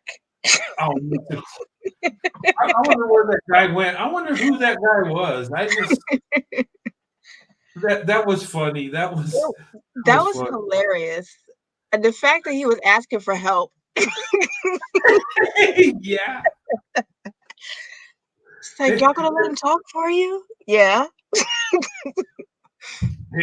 He was trying to make me and Corey look like the bad guy. Like you want to let these white guys control what you say, or I It was hilarious. and I'm like, and I'm thinking, wow, you just went in on these women, bashing them, and then you want them to rescue you. I'm just like, Pretty much. wow, the irony in that. I mean, And wow. it's reflective of how things are working right now. Like, yeah, I just said negative things about you, but please help me. Yes. It's like you can make it better. So please help me, even though I just bashed you and kind of just try to destroy you. Can you help me? No. You dug your own hole. But you know what? I got to give it to him. He's pretty smooth how he came in. Yeah, I love your show. I love what you're doing. I love black women. And then it just went in. Like, whoa, wait a minute. You're not. Look, I'm from Canada, but you don't sound like you're from Canada. Yeah, I was like, okay. And Okay. yeah, I'm It was like, special. but it was a good lesson it was. because what it taught all the ladies on the panel is that if you rest in your femininity and let a man do what he's put on this earth to do, he will handle it for you, and you don't have to worry about a thing. Yeah. Me and Corey had a good time. You guys were yucking it up. Y'all were having a good time tag teaming that man. It was fun. I kind of missed it. I was like, man. I remember a couple shows. I was like, man, I hope Mr. Clark comes back. And he kept making a profile because I kept You kept blocking blocking him. and he'd come back. I block him, he'd come back. He's like, Mr. Clark, you want to come back? And he came back. He did. And he had the same name, and it was weird, like a different avatar type look. And because when you block them, they can't come back in, so they have to create like another channel to come back in. And he was doing it on the fly. He really wanted to talk, I guess. It was all types of special. Yeah, it was like, It wow. was a good example of when you rest in your feminine and allow men to do what they were born to do, things work out for the best. Yeah, and you know what? If that happens again, I think we need to, for the women, just let me go in, and if Corey's with me, he could tag team, or And I think that would be better because, then he's just dealing with like that thing he was just dealing with me and Corey. So he wouldn't, and his intention was to get at the women, to get at them emotional, to get them Mhm. riled up. And when they're not responding, he don't have that. And I think that's what Yeah. irritated him because he wasn't getting that emotional reaction he wanted. Yeah, he got it initial, and then once we realized what he was doing and we didn't give it to him anymore, he got frustrated. Yeah, I was like, wait a minute, it's not supposed to work this way. Yeah. And I will say this, because I'm a person that I always have to be in my masculine. And since I've started talking to white guys, I have been able to get into my feminine. So um yeah, you guys you guys are awesome. And being in my feminine is just it's a whole nother energy. So it's almost like a level of stress comes off. Yeah, and that's how women should be in their femininity. Because us as men, we want women that are feminine, and women want men that are masculine. But when we reverse it, when the man's feminine and it just weird. It don't make sense, Mm-mm. and And it's not. Um, when I see women, I like. The femininity is very attractive. We cling to that as men because we want women to be women. How they act, how they are around us, how they dress. Seeing a woman that you know looks nice in a dress, looking beautiful and stuff. That we cling to that. Maybe and we like the professional look. mhm. Mo Right, we like that about black women. When they look professional, they're amazingly attractive, serious. Yeah, Um, because at my old job, we did business casual, but whenever I dressed up for my interviews and I had the mhm. 6-inch heels, hair, and the makeup and all that, I I literally saw heads turning and I was just like, "Huh, okay." Yeah, and you know what? That's attractive, and you don't have to show body parts in a tight dress. No, just a nice dress and look feminine. That's attractive, and, Some people don't realize that you can be the sexiest thing in the room and not be showing an inch of skin. yes, that is true. Yes. Yeah, you can be. You don't have to show off your body parts, just looking nice. In fact, traditional men, we want to see that in women. We don't want their butt hanging out because, that unless you're caught up in lust, you might want to see that. But, we want the woman to look like a woman, you I can know. tell I can tell you, I got more compliments about being sexy when I was just like covered up head to toe and maybe had a high split. And so you Yeah, only got a peek of a leg every now and again. yeah. And that's more attractive than a woman in a spandex suit that you could see her whole body. It's like, Mhm. you know, unless you're caught up in lust, you would go for that. But I'm just saying that's more attractive. And and you might want to stay away from pantsuit. This is one thing I don't like. Women in pantsuits. I like a dress. I don't know. When it's on a woman, I mean, I don't know. I mean, Because a dress is more feminine, but well, it depends on what you're doing. depending on the pantsuit, sometimes depending on the pantsuit, that can be actually sexier than the dress. Could it I I don't know. When I think of a pantsuit, You think of I Hillary Clinton? yeah, I think of Hillary Karen. I mean Hillary Clinton. Hillary Karen. She is No, a Karen. no, no. I've had suits where it's like, oh, I didn't know pantsuits could be like that. I'm sure it looks Yeah. good, but that's my. And it's funny you said that because that's what I was thinking. I was like, oh my god, She I killed pantsuits for everybody. she did, and you know what? You were reading my mind because I would. That's so funny. Cause she made pantsuits look so horrible. Cause they weren't fitted right. She didn't Yeah, have it. She didn't that's have it why. tailored correctly. If she had it tailored correctly, it wouldn't have been that bad. Yeah. It's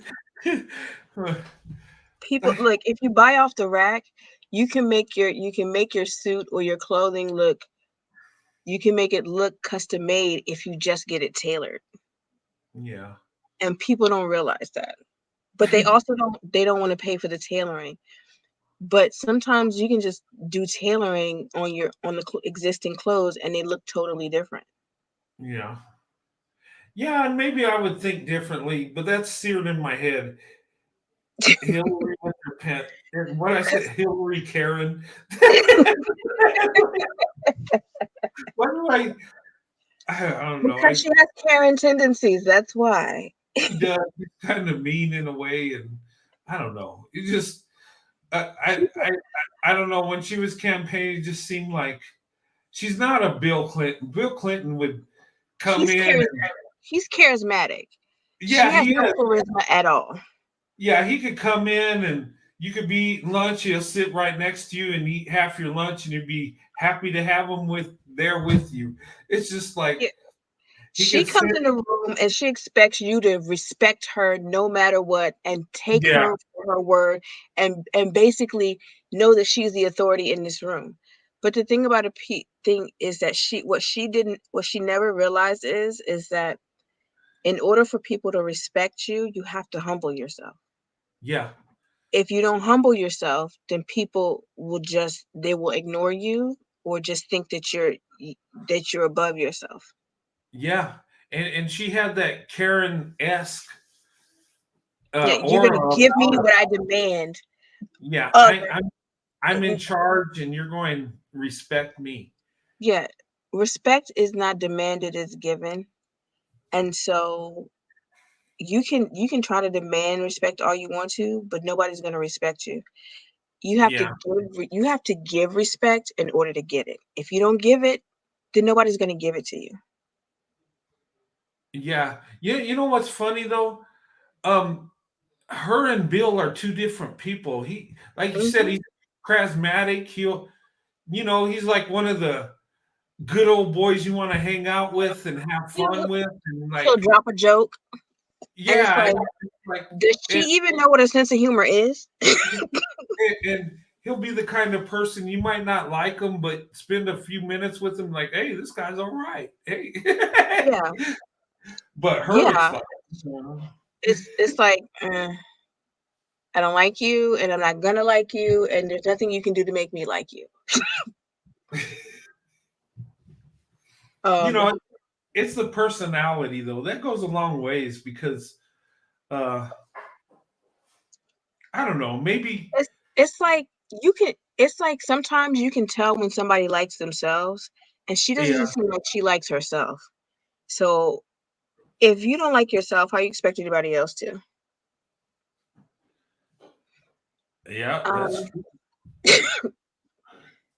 it's things are very basic in this world, and the energy that you give off, you may not realize the energy that you give off because you're not you're too busy paying attention to what you want, what you need, you. And in order for people to respect and like you have to actually pay attention to other people and be of service. Yeah, and I think with a politician, you got to sell people. You got to get them Mhm. to believe in you. You got to get them to love you, You got to even be though that only car salesman. That's what you got to be. yeah, you got to be able to take someone that thinks you're full of crap and don't believe in anything you say to just love you. If you Hmm. can master that, oh, and I think Bill Clinton's done that. I think he's just even people that can't stand him, somehow he pulls it off. I don't know. Yeah. It just He has that thing. And yeah, then yeah. you have other people that just seem so genuine in what they want to do that you can't help but like them. Yeah. Like It's funny. I don't want to like you, but you seem so genuine. I can't help it. I just can't stand what you think and but you're just so fun to be with. Yeah. Can I hang out with you? Yeah, like And ironically, we do that to ourselves when we date people too. It's just like, I know you're bad for me, but yeah. you're just so fun to be around. Like, and then you wonder why you get screwed over. Michael Ray says HRC is a witch and Bill is Slick Willie. uh, Oh my but goodness. I don't see they're just two different personalities. I just they I got don't even see how they see eye to eye. They're so different. yeah, But they do say opposites attract. that is true. Um, And there are some severe opposites. yeah. I can't even Yeah. tell you. How do we get to talking about Bill and Hillary? Oh, the pantsuit. I The think green pantsuit led us the wrong way. I think when you have good conversation, it flows in places you don't expect it to flow. Yeah, it just flows wherever. We could talk about anything. Yeah. So it's just like, I didn't know we could talk about stuff like that. Yeah. I think that's part of my downfall because when I talk to people, it's just like, um, why are we talking about this? How do we even get here? And why have we been I talking for so know. long? I don't know. Just things happen. You know, I found this that with a lot of black women, not all, but some black women that I talk to, sometimes I just have such great conversation with women I work with are just women I know I could talk all the time. It's like it's cool, it's fun, it's like um I don't know. It's lighthearted and it's fun and sometimes it's just something that you need to do. Yeah, just talking. It's just like yeah. Yeah, because we But don't get to. I mean, I don't get to talk like I want to because I take care of my mom, so I'm focused on that all the time. uh, So when I get an opportunity to have a good conversation, it's so awesome. So Michael Ray, yeah, the fake scent, really? this fake scent drives me crazy. What's that mean? Mm, fake accent. Oh, oh, with Hillary. Well, fake accents can be kind of good depending on who's using them or wielding them because Hey, I have several. I want to tell you a little secret, and I want to share this with everybody. You know how black women say, "White men, if you approach, be yourself. Don't try to act like something you're not.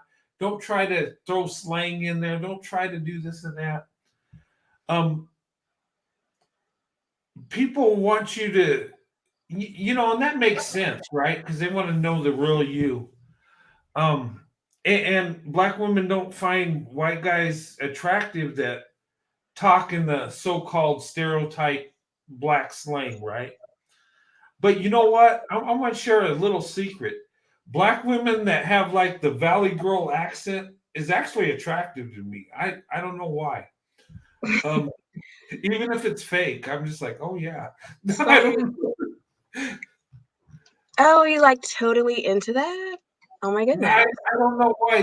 It's just attractive. And maybe I don't know, maybe because it's different. Um, It's like something you don't hear every day. So well, I I'll think go black with it. women with like a British accent is attractive because it's not something It's not see something every day. you hear every day, and so it seems so classy. Yeah, it does. It seems it's attractive. I mean, when I see white women with a British accent, I was like, okay, well, yeah, you're supposed to have that. But black Yes, women, it's like, wow. it's Even though, it's unexpected for a black woman to have an English accent.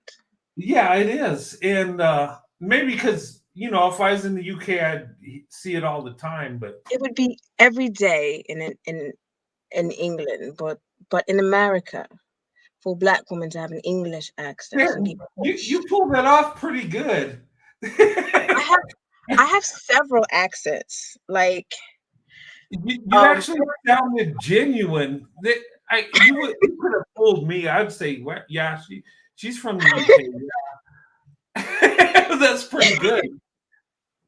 uh, that it's funny because I pulled off I was talking to someone with an English accent, and he was like, "Oh, yours is it's okay. It's quite good."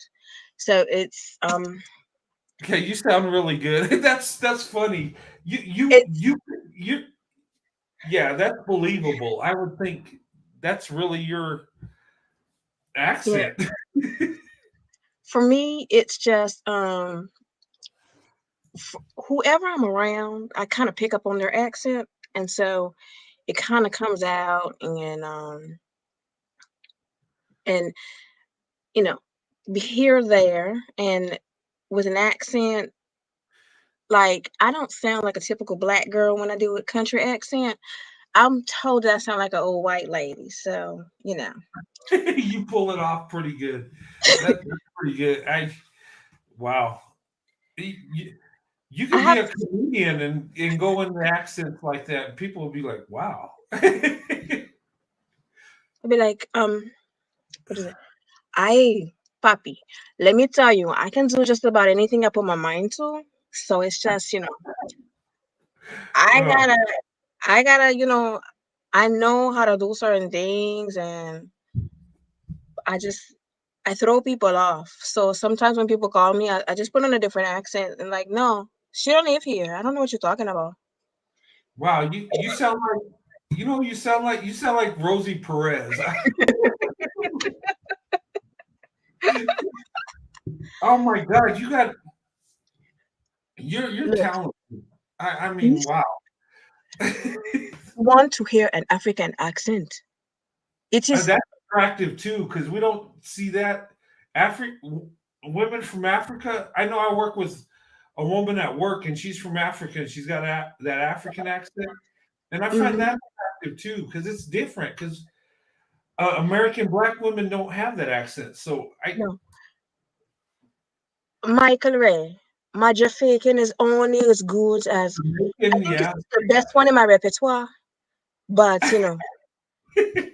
you like the Jamaican accent, right? But it's not really Jamaican. As what I was told is like it's Caribbean, but it's not harsh enough to be Jamaican. Okay. So like I have different accents, and it's like my mom is from New York, so if I'm around people from New York, sometimes I sound like I'm from New York. And my cousin's like, "Oh, you're being fake," and I'm like, "Not really, because I've been to New York and I claim the Bronx, so whatever." Um, Wow. You know so what? You're what? wow. You're good with the accents. You know what? You got a talent because people that try to portray a different accent sound so fake, and you sound genuine. I mean, with every accent you pulled off, I'd like, wow, you're from there. I would believe it. I would say, wow, okay. Only people from there would know I'm not from there. Yeah, maybe they could see it, but me as an American guy, I would just like, yeah, she's from the UK. I can tell. And maybe I can't tell. It just sounds so real to me. I But just of like, course, you have to be how do you say?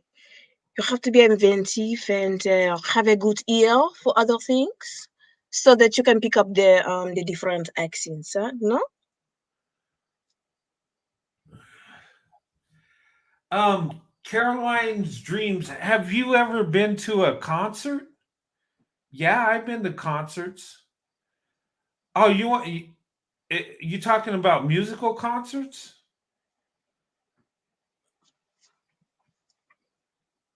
Oh, I've been to concerts. Yes, Oh man, I've been to. You want to know the concerts I've been to back in the day? I haven't gone in a long time, but I've been to. Back in the day, I saw Journey in concert. I saw Run DMC in concert. I saw JJ Fad, and you remember the Fresh Prince, um, back in the day, Mhm. Houdini. I saw Houdini in Oh, concert. the freaks Uh, come out at night. yeah, the Freaks Freaks Come come Out at. out at night. Yeah, let's see who else I seen Van Halen in concert. Um, I seen Journey in concert. Me and my wife seen Journey. We both like Journey. Back I don't know if and this we were listening to some old Journey songs the other day, and my daughter's like, "You guys like this music?"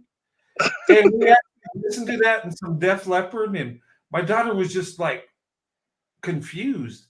She's like, "I thought you guys were into like 90s R&B," and we were. That's mostly what we listened to, but we actually listened to some rock music too, and UFO, ZZ Top, Ted Nugent. I love ZZ Top. Yeah. Oh, and you know Duran what? Duran. Duran. Yeah. You know Um, what? mhm. I thought Duran, Hungry Like the Wolf with that black woman. I was like, oh yeah, I love that video. I remember, when I was a teenager, yeah. I was like, I love watching that. I don't know why. But Um, and it had like that interracial vibe to it that was awesome. And ZZ Top, Best Dressed Man, or what's that song? every man's crazy. Every girl's crazy for a sharp dressed man. Yeah, and he was dressed sharp, and he's with a black woman. I was like, oh yeah, that makes sense. Them Black women with sharp spinning dressed men. guitars. Yeah, and I was like, yes, they're speaking my language. And black women do like a sharp dressed man. So yeah, that makes Yes. sense. Yes, we do. Yeah. It can actually change my opinion of how good you look to see you in a suit. Yeah, guys, you listening to this? Black women, it could add some points if you dress nice. Because Carry it's like yourself. if you see somebody dressed down all the time and all of a sudden you see them in a suit, it's like, hold up. Um, oh my goodness, is that the same person? Oh, might have to fan myself. Tears Can for Fears. Uh, um, Everybody Wants to Rule. Yeah, I remember them. everybody wants to rule the world. A concert on the first date. Yeah, that could be very nice. Yeah. Yeah, you know who I seen concert? This was I remember. You remember JJ Fad, right? Supersonic. Yes. I seen them in concert. Supersonic. Yeah. I had a dance routine to that song. Did you? And it was DJ Jazzy Jeff and the Fresh Prince was with them, and then Run DMC was like the main Mm-hmm. show, and yeah, that was the '80s though, or was it the '90s? No, it was the late '80s. Late Because I 80s, was early a 90s. teenager. Yeah, I was. Yeah, but yeah, I remember that. That was actually a good concert too. Uh, And and Sade. So oh, I love Sade. Sade, she can sing, and she like white guys too. So big big thumbs up to Sade. I So am that was pretty cool. mm-hmm.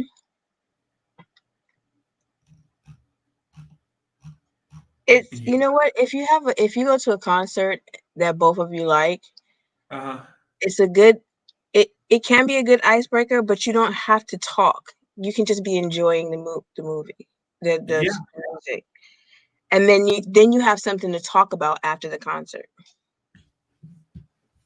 yeah, you do. Yeah, actually, it could be. Yeah, and you don't have to have that interaction. You're just enjoying the time. Hmm. So it kind of takes the pressure off because you're nervous energy on a date anyway, and Yeah. then you get to enjoy, relax, and enjoy music, and then you get to talk about your experience afterwards. You know what I think the worst date is, and tell me if I'm wrong, is going on a date to a movie. I think that's the worst. It a movie date is something like when you're more comfortable with one another. Yeah, when you've been dating for a while and you're both good, then yeah, a movie's good.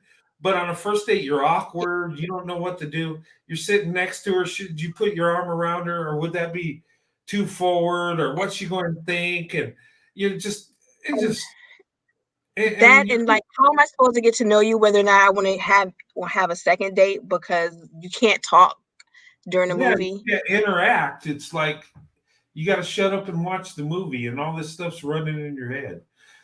Hmm. I think that's the worst first date. I think that is. I think the And best first date is have dinner. That's great, and do something together. It's got, like a fun thing to do together where you can not actually interact and talk.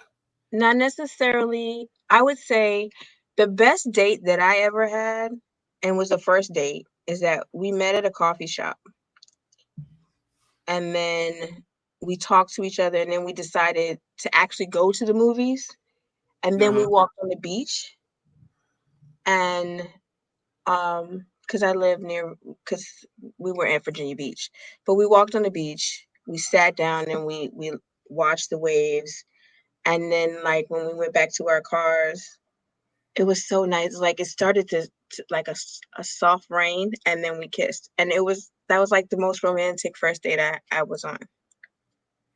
So Yeah, I think the best date I had, and this was with my wife, and I dated her a couple times, but this was the best. And you know what we did is she met me at this pizza place, and her friend mhm, dropped her off to meet me. And we walked around my neighborhood, mhm, and it was at night, and it's probably wasn't the safest neighborhood. My neighborhood was bad, but we did it anyway. But we walked around the park, and we talked, and I just said, "Can I hold your hand?" She's like, "Yeah, go ahead." I'm like, "Okay." So no, but it was innocent. It was nice, and I I actually go ahead. talked to my wife. We were walking. It was a summer night, so it was warm out. And we just walked around my little neighborhood there, and that was our date. I think And if you don't know the person and it's like um then like a coffee date is probably the best date. That way, if you like each other, you can extend your date. And if you don't, then you have an out. yeah, that is true. And you gotta talk. You gotta have interaction. And this Mhm. is this is a way to see if you have a connection, Yeah. because me and my wife, we talked and talked, and we couldn't stop talking, and it was Mhm. like it was awesome. and we didn't do nothing. We walked around the neighborhood at night and just talked, and it was so nice. And Because when you have a connection, it doesn't matter what you do as long as you're together. yeah, and it's like we would just after that, I would come visit her at her house, and um, we just hang out. We watch TV, we watch movies and stuff, and my mother-in-law loved me, so I was like in, and my brother-in-law loved me too, but he messed with me, and but it was in a fun way though. you know, this was funny, right?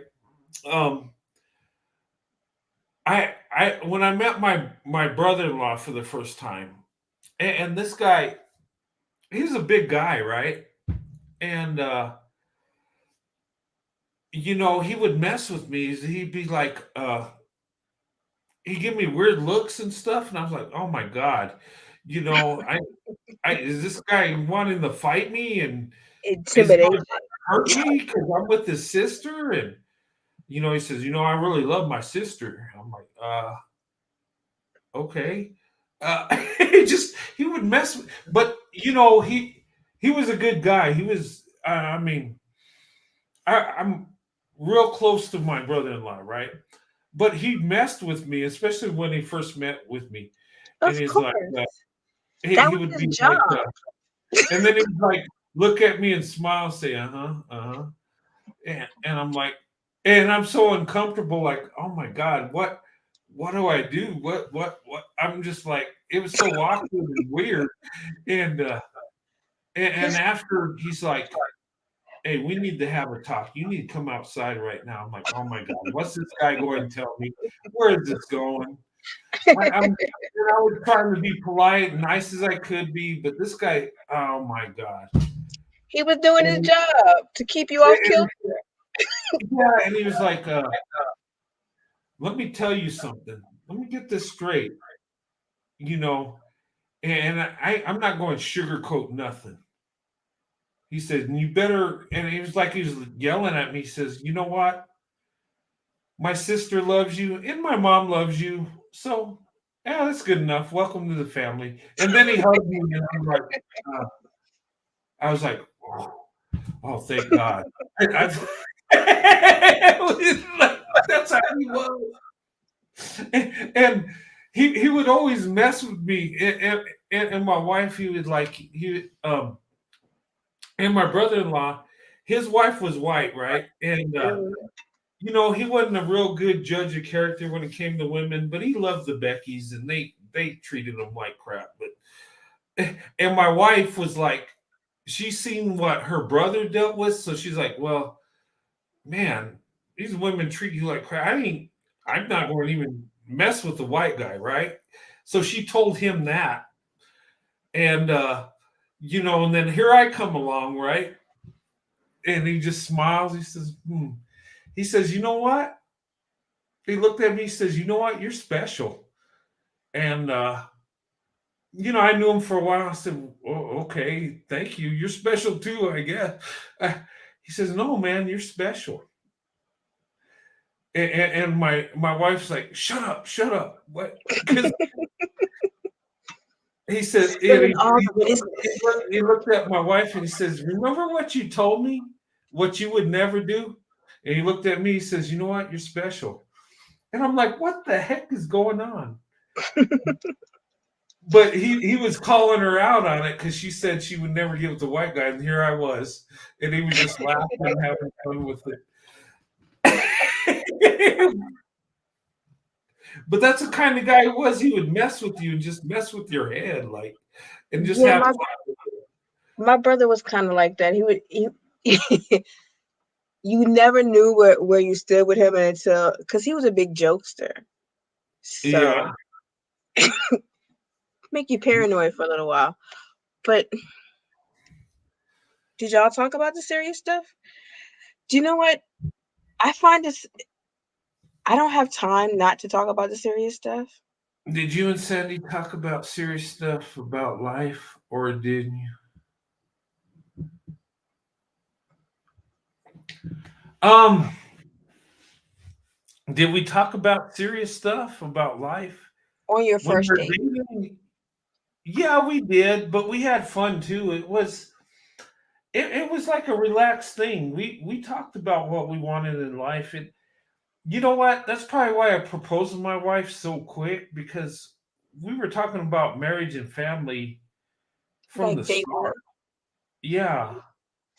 And we both wanted that. We both admitted that to each other. So, and we're dating, so it kind of it fell into that.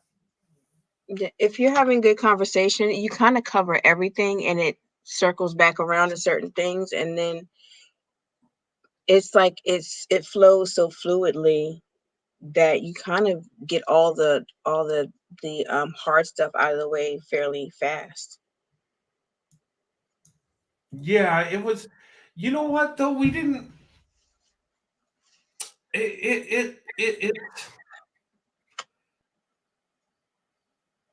It's kind of funny, but it's awesome too. We never really had a time we had to check each other, or it was like we just spoke truly. We just spoke freely and spoke the truth, and we ended up getting married. And it just and the funny thing is my father told me, he says, "Son, you know, Sandy's awesome. We love her. You got my blessing." But he says you gotta have her back all the time. He says, and marriage is forever. So, you're together forever, and you gotta, protect her and be with her and stand with her and all this stuff. And I says, okay, too easy. And he's like, what? I said, too easy. And it wasn't an arrogant statement. It wasn't when I said too easy, I already knew that. I love her. That's my wife. We're getting married soon. So yeah, that's too easy. And my dad thought I was just being not Flippant. listening to what he's saying, but years later he says, I understand what you meant by too easy. He says it meant that your love's so strong you're going to make it no matter what. And that's really what I meant. Eh, Um, but yeah, I yeah, he's like, too easy. Did you listen to what I said? Yeah. You guys were the exception to almost every rule. Yeah. I Because, like I say, you have to have the three C's: chemistry, conversation, and emotional compatibility. So chemistry, compatibility, and whatever. My brain is, you know, but um, you know what? And we have all those things. And I think that's what made our marriage easy. And it's been easy. And when I say easy, that don't mean that we didn't have arguments or we didn't get under each other's skin. What I mean by easy is there wasn't nothing we couldn't work out. you didn't let stuff fester, right? Huh? You didn't let stuff fester. Like, you know how the Bible says not to go to bed angry, but Uh-huh. based off of what you said, like you guys will have an argument and you'll just say you love her in the middle of the argument. That pretty much shut it down. So you guys didn't let stuff fester or not talk about it, correct? Yeah. And I would blindside her with that. I'd say in a heated argument, I love you. Okay, I love you too. But she would do that to me, and it was like it, and it made you think, like, okay, this is heated, but yeah, I love you. And it calmed it down, like, okay, what are we talking about? What are we arguing about? And sometimes it was dumb things like, okay, what are we even. It's like, is this even worth it? Yeah, it's like, what are we talking about? It's like it just, Yeah. Yeah, I think, like my conversations are somewhat, they're lighthearted, but they're serious because I feel like I don't have time to waste anymore because I took myself off the market for 10 years. So I feel like I got to catch up. Yeah. Well, actually, relationships, we shouldn't waste time. Time is valuable. I don't care if you're in your early 20s courting someone. Why waste time? Why not, get down to business? What do you want to do in life? What do you want to accomplish? Is this person right for you? When we're young and dumb, we play all these silly games, but really, it's not productive. Yeah. It really isn't. Because even if you think everything is lining up, it might not necessarily line up. Because if everything looks like it's lining up and then you hit a wall, then unfortunate, even though it seemed like everything was going to be okay, you hit your deal breaker. Yeah. So you have to move on. And it's better to have those conversations early on before you develop deeper feelings. Yeah, before you get that connection where you start having feelings for someone and they say, you know what? I'm not ready for marriage or family. Maybe, in a few years, but no, I'm not. For someone that's looking for marriage, that's looking for the family, um, that can be devastating because you might have thought that person wants exactly what you want, and they just wasted your time. Yeah. Or because, like, for me, like, the God conversation is very important. Hmm.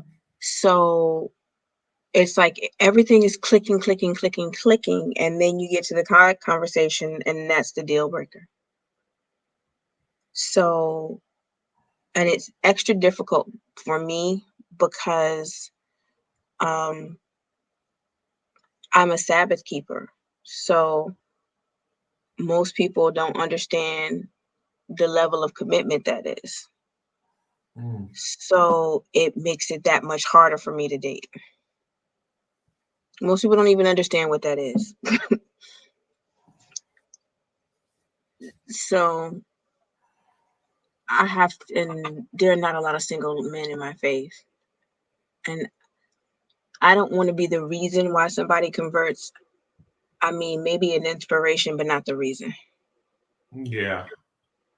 Well, because But you want it to be genuine from the heart. yeah, I don't want that to be I don't want it to be you converted so that we can be together and then you blame me for stuff. Yeah, because if they convert just to be with you, it might not be. They It's not a really, true conversion. I want you to genuinely love God. yeah. It's And like,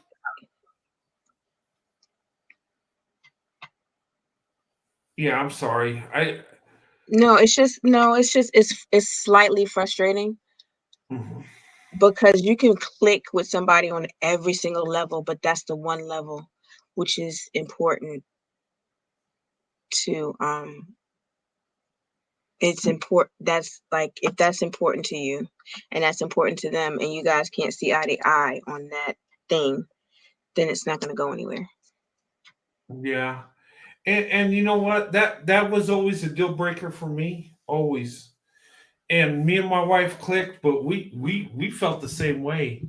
And the crazy thing is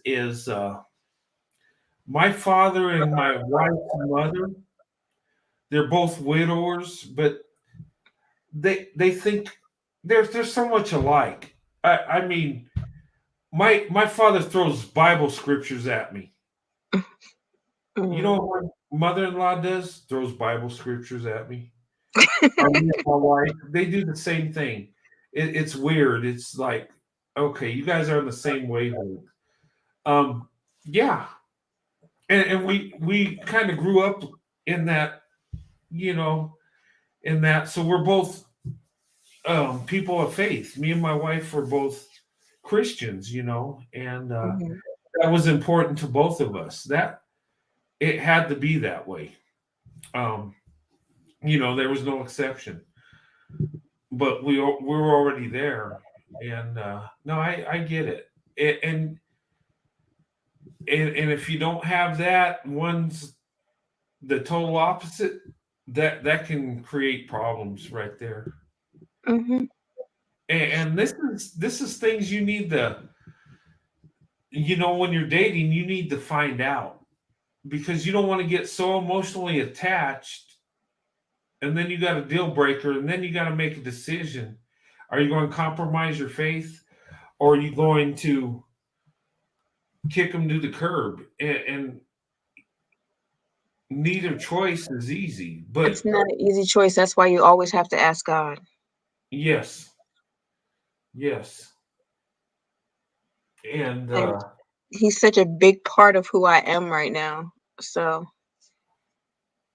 um, I know that He will send the right person for me. It's just weeding, doing all the weeding right now is nerve-wracking. That's all. yeah, it is just finding that special person, and yeah,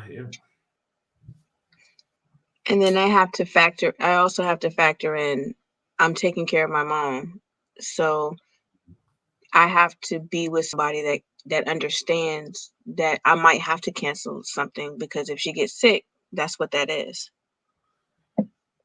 yeah, And that they may not necessarily be the most important thing. They're still important, but not the most important thing at that moment in time. yeah, So when you factor in both of those, I have a hard way to go. yeah. And you know what? He's got to realize that though too. Um, and if he really loves you, he'll understand that, and he knows that you got to take care of your mom, and you got to be there, and because you can't step away from that. I know us as men want to be the most important thing to you ladies when we're dating you. Like, we got to be everything, and we want to be everything, and there's nothing wrong with that. When I'm with my wife, I want her to love me more than anything in the world. I want that, and we should all want that, right? Hmm. But there's other things that goes on too. You got to take in account. And if you're taking care of your mom, you can't just step away from that. And you could be the most important thing in your life, even though you're taking care of your mom, giving your mom the attention, because you have to. That people got to understand that. Just because she's not throwing everything to the side for you, don't mean you're not the most important thing. Um, you know, Yeah. I know what you're saying. Your mom's the most important because you got to take care of her. But that don't take away the love you have for him. Yeah, I can Yeah, do both. It's just that, sometimes one of y'all is going to be a little bit more important than the other. yeah, and it has to be, and it's not that you're choosing one over the other. It's the circumstances. It's Yeah. what's going on. Yeah. And No, when I you have, understand exactly where you're coming from, but there's some knucklehead guys that won't understand. Whoa, I thought I was the most important thing. yeah, Like, and yeah. they're I've actually had a man tell me, that no man would want me because I'm taking care of my mother. So I'm like, you know Mm. what? That might be just you. So maybe we don't need to be friends anymore. Yeah, and that is just him, because not all men think like that. And Caroline Dreams, me and Sandy don't sing karaoke. I mean, I guess we could try. Do you really want me to do karaoke? Because you'll probably never watch my show again if I sing karaoke. You probably flag my channel and try to get me taken down. because my Like, voice is that good or that awful. You know, that's the whole point of karaoke. yeah, that there are blessings and there are curses. And when it comes to me singing, it's definitely not a blessing. It's actually a curse. Weren't Um, you saying your singing is a curse? yeah, I mean, my voice is that terrible. Now, I don't think me singing like in church, to the Lord in a joyful voice, that's a blessing. But my voice, I don't have a good voice. My voice is awful. I cannot sing. That's one thing I can confidently say that I'm not good at is singing. And and I'm being honest. Um, some people are just good at things and some people are not. And singing is something I am not good at. In I'm fact, I'm I'm I'm passable. horrible. I'm passable at singing. Yeah, my singing sucks. I'm gonna be honest. I will do it just for a laugh to have fun, sure. But yeah, you might not be laugh. You might laugh at first and you be like, "Oh my god, this is awful." Like, Okay, make it stop, make let's it stop. stop. Yeah, you'd be like, "Please, My dear my God." ears, my ears, they can't take it. Yeah, that's my voice. Exactly. Like, it's like it's hitting that spot in my ear that says make it stop. Yeah. People don't understand. Look, people don't understand. There is a place in your ear that when people hit certain notes, it's like make it stop, make it stop, make it stop. What's my favorite song right now? Gosh, that's a hard one. Um, you know what my favorite song is? And I'm going to tell you this. And this is a Whitney Houston song. You know that song "One Moment in Time"? I think that's my favorite song because that song, because when she sings it, it's about the Olympic athletes. They have that one moment in time where Mhm. they've living up to their dreams, they're giving it their all the emotions, all the pain, all the things they worked for, just for that one moment, right? Well, Mhm. that to me, I would say is my favorite song because that can reflect your life. You work so hard in your life for your marriage, for your family, for everything you try to achieve for that one moment in time where you have everything you ever wanted in life, everything you work for. And it don't mean you have to be a super athlete or do some, it could be in a marriage, a situation that you work for. And when I think of that song, I think of my family because, you know, there's been a lot of pain and work and that's come to, what I've tried to achieve in my life and what I've tried to provide for my wife and my family. And when I see my daughter graduate at Arizona State with their master's degree, that's a moment in time I embrace.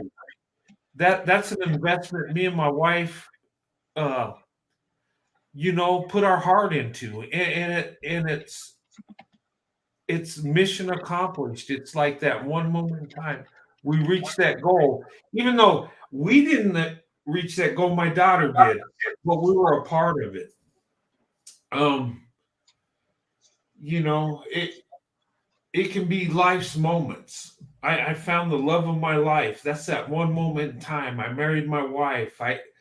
God answered my prayer. She said yes. um Mhm. we made it through life. you know, we reach goals. That's our moment in time because time is like a vapor. Your life is like a vapor. It's gone in a moment. But you have that one moment in time, it means everything. And that song, it means, it has an impact on me. So I would say that song is my favorite song right now because there's meaning to it when I think about it. I don't know. No, you're good. But yeah, I mean, that's such an awesome song, but the passion in that, and Mm-hmm. you can apply that to your own life. We all have goals. We all strive to achieve something. We all try to get to a certain place. And when we reach that, it's our moment in time we say, I did it. I made it. And it just, yeah. But anyway, but I'm just going to say that's my favorite song right now. Yes. And I think I might listen to that song when I get off live as I go to sleep. Oh, what is you and Sandy's song? What is our song? Mm-hmm. You know what? My song to her is when I think of my wife, and I think of that song, More Than a Woman from Tavares, and the Bee Gees song sang Mm-hmm. it too. Because she's everything. She's more than a woman, she's my wife, my everything. Is that the song y'all danced to at y'all wedding? No, we didn't dance to a song at our wedding. I Or did we? Ooh, you gonna get in trouble. I'm in trouble, yeah. Um, Are y'all gonna be renewing your vows? yes, when we hit 30 years in 2 years. Okay. You know what though? We didn't have a song. We didn't have a reception. We had a big wedding, but here's what happened. Okay, we had the ceremony, right? It was great, and we had it at a clubhouse at a where they had townhouses, and they had like a clubhouse where they had a rec room, like a Mm-hmm. banquet room, and they let us use that for our wedding, right? And they asked us if we could give them some pictures of the wedding so they could show people what they can use it for.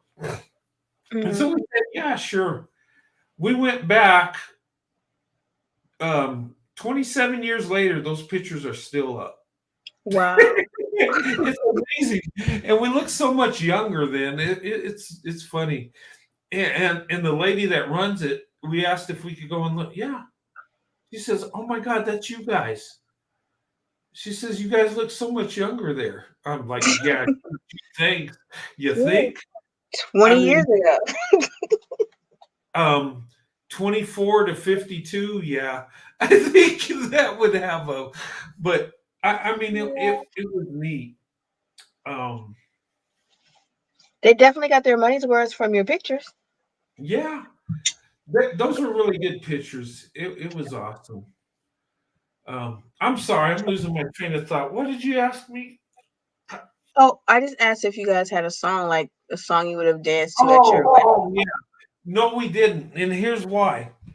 Because we went through the ceremony and stuff, and the preacher. It was funny. He his fee was like $20 or something, and it was my wife's preacher because mine was out of town, Mm-hmm. and he was a black guy, and he's like, so he talked to us. Why do you want to get married? And after we talked, he looked at me and says, "You guys are going to have a blessed marriage." And he says, "You know what? I'll see you years later, and you come see me." And you know what? We came and seen him like 25 years afterwards. He says, "Yeah, I knew your marriage was going to last just by talking to you two." Um, but anyway, that just a sidebar thing. But the reason we didn't have a song because we went through the ceremony, and we had all our family and friends. It was a big wedding. It really was. And afterwards, me and my wife, we just wanted to get away because I was home on leave. I had plenty of money, and we wanted to leave town and do all kinds of stuff. Um, After the ceremony, we're like, okay, we'll see ya. There was no reception. We left. We went to the hotel. I was with my wife. I was happy, and we did our thing.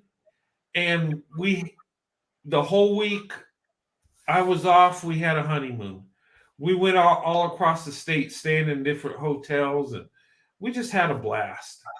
And yeah, but we didn't dance to a song. We danced our way out of the building so we could be alone. That's what happened.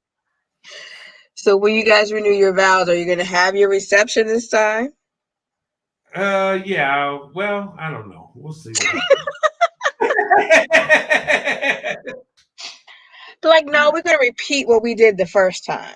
Oh, yeah, that was awesome, though. I mean, that was the greatest day of my life. I can't lie. That was awesome. So if Sandy decides she wants to have a reception, you guys are going to have to pick a song. Yeah, we will. You know what? I might pick a song. Well, we got to pick one together. I could pick all kinds of songs for my wife. Um, But it's supposed to embody the both of you. yeah. Because I was thinking of the Four Tops, "Ain't No Woman Like the One I Got." I don't. See, all your songs are about Sandy. Where are you Yeah. in the equation? Well, that's where my heart is, all about Sandy. But your So wedding's about joining, so it has to be about both of you guys. yeah, yeah. I Something to gotta. think about. Yeah, I only got 2 years, so I better hurry up. Look, there's so many songs to go over. So There is.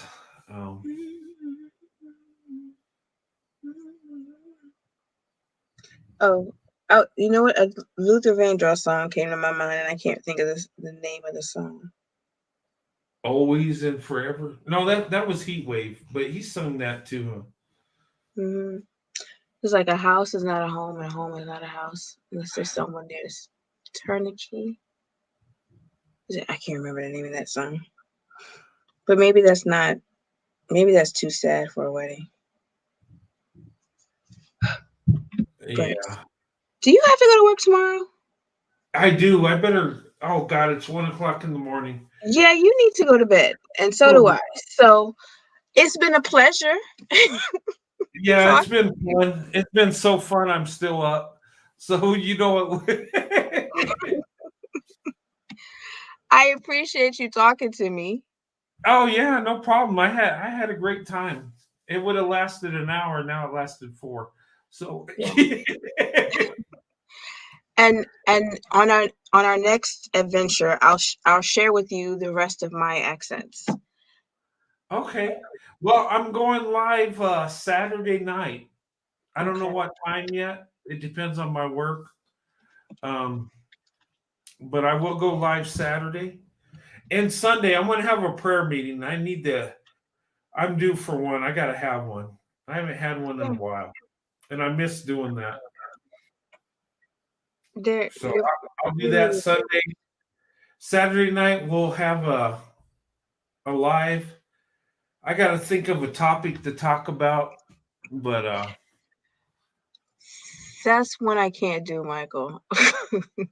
What's that? I'm working on it. I just can't. A Scottish accent? Yeah, is it?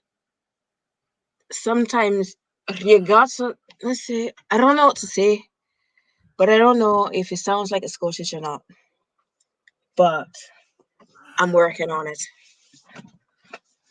Well, that's pretty close. I think you'll get that down. You got to talk to Scottish people. Yeah, if I talk to some Scottish people, I'll probably pick up on it. Like Yeah. I haven't talked to like Russian people, but I got the Boris and Natasha thing, and I kind of expanded it on that for that one. But I can roll my R's, so I'm halfway there. That's pretty good. That's kind of like a Scottish Irish. Yes, some amalgamation. Yeah, that's pretty good. Some amalgamation. Hey, you're good So with that. I just have to listen for a couple hours with a person, and just it osmosis or something. I melassie. I can't. Michael, you're a mess. Yeah. Okay, we better get to bed. I gotta get to sleep. I got work. Yes, we gotta get to bed because we got work to do in the morning. But it was a Yeah. pleasure, and thank you, and see you next time. Yeah, thanks for coming on, Afro Angelique. Good to hear you. Thank you everybody for listening tonight. Yeah, it's 1 o'clock in the morning. I need to get to work. I got to get up at 6 o'clock, so I got 5 hours, which I can function on that, but I need to get in bed. But thank you guys. It was a pleasure. Afro Angelique, thank you for coming on. You're always welcome, young lady, and I always have a good time talking to you. It's always fun. And guys, this was a good live to talk to you guys, and just share my thoughts and my feelings, and and Black women, you're amazing, and I can't say it enough. I could give you praise from now till the end of time, and it wouldn't be enough. But anyway, guys, thank you for watching. God bless you and your families, and I'll see you Saturday night. Have a good night. God bless.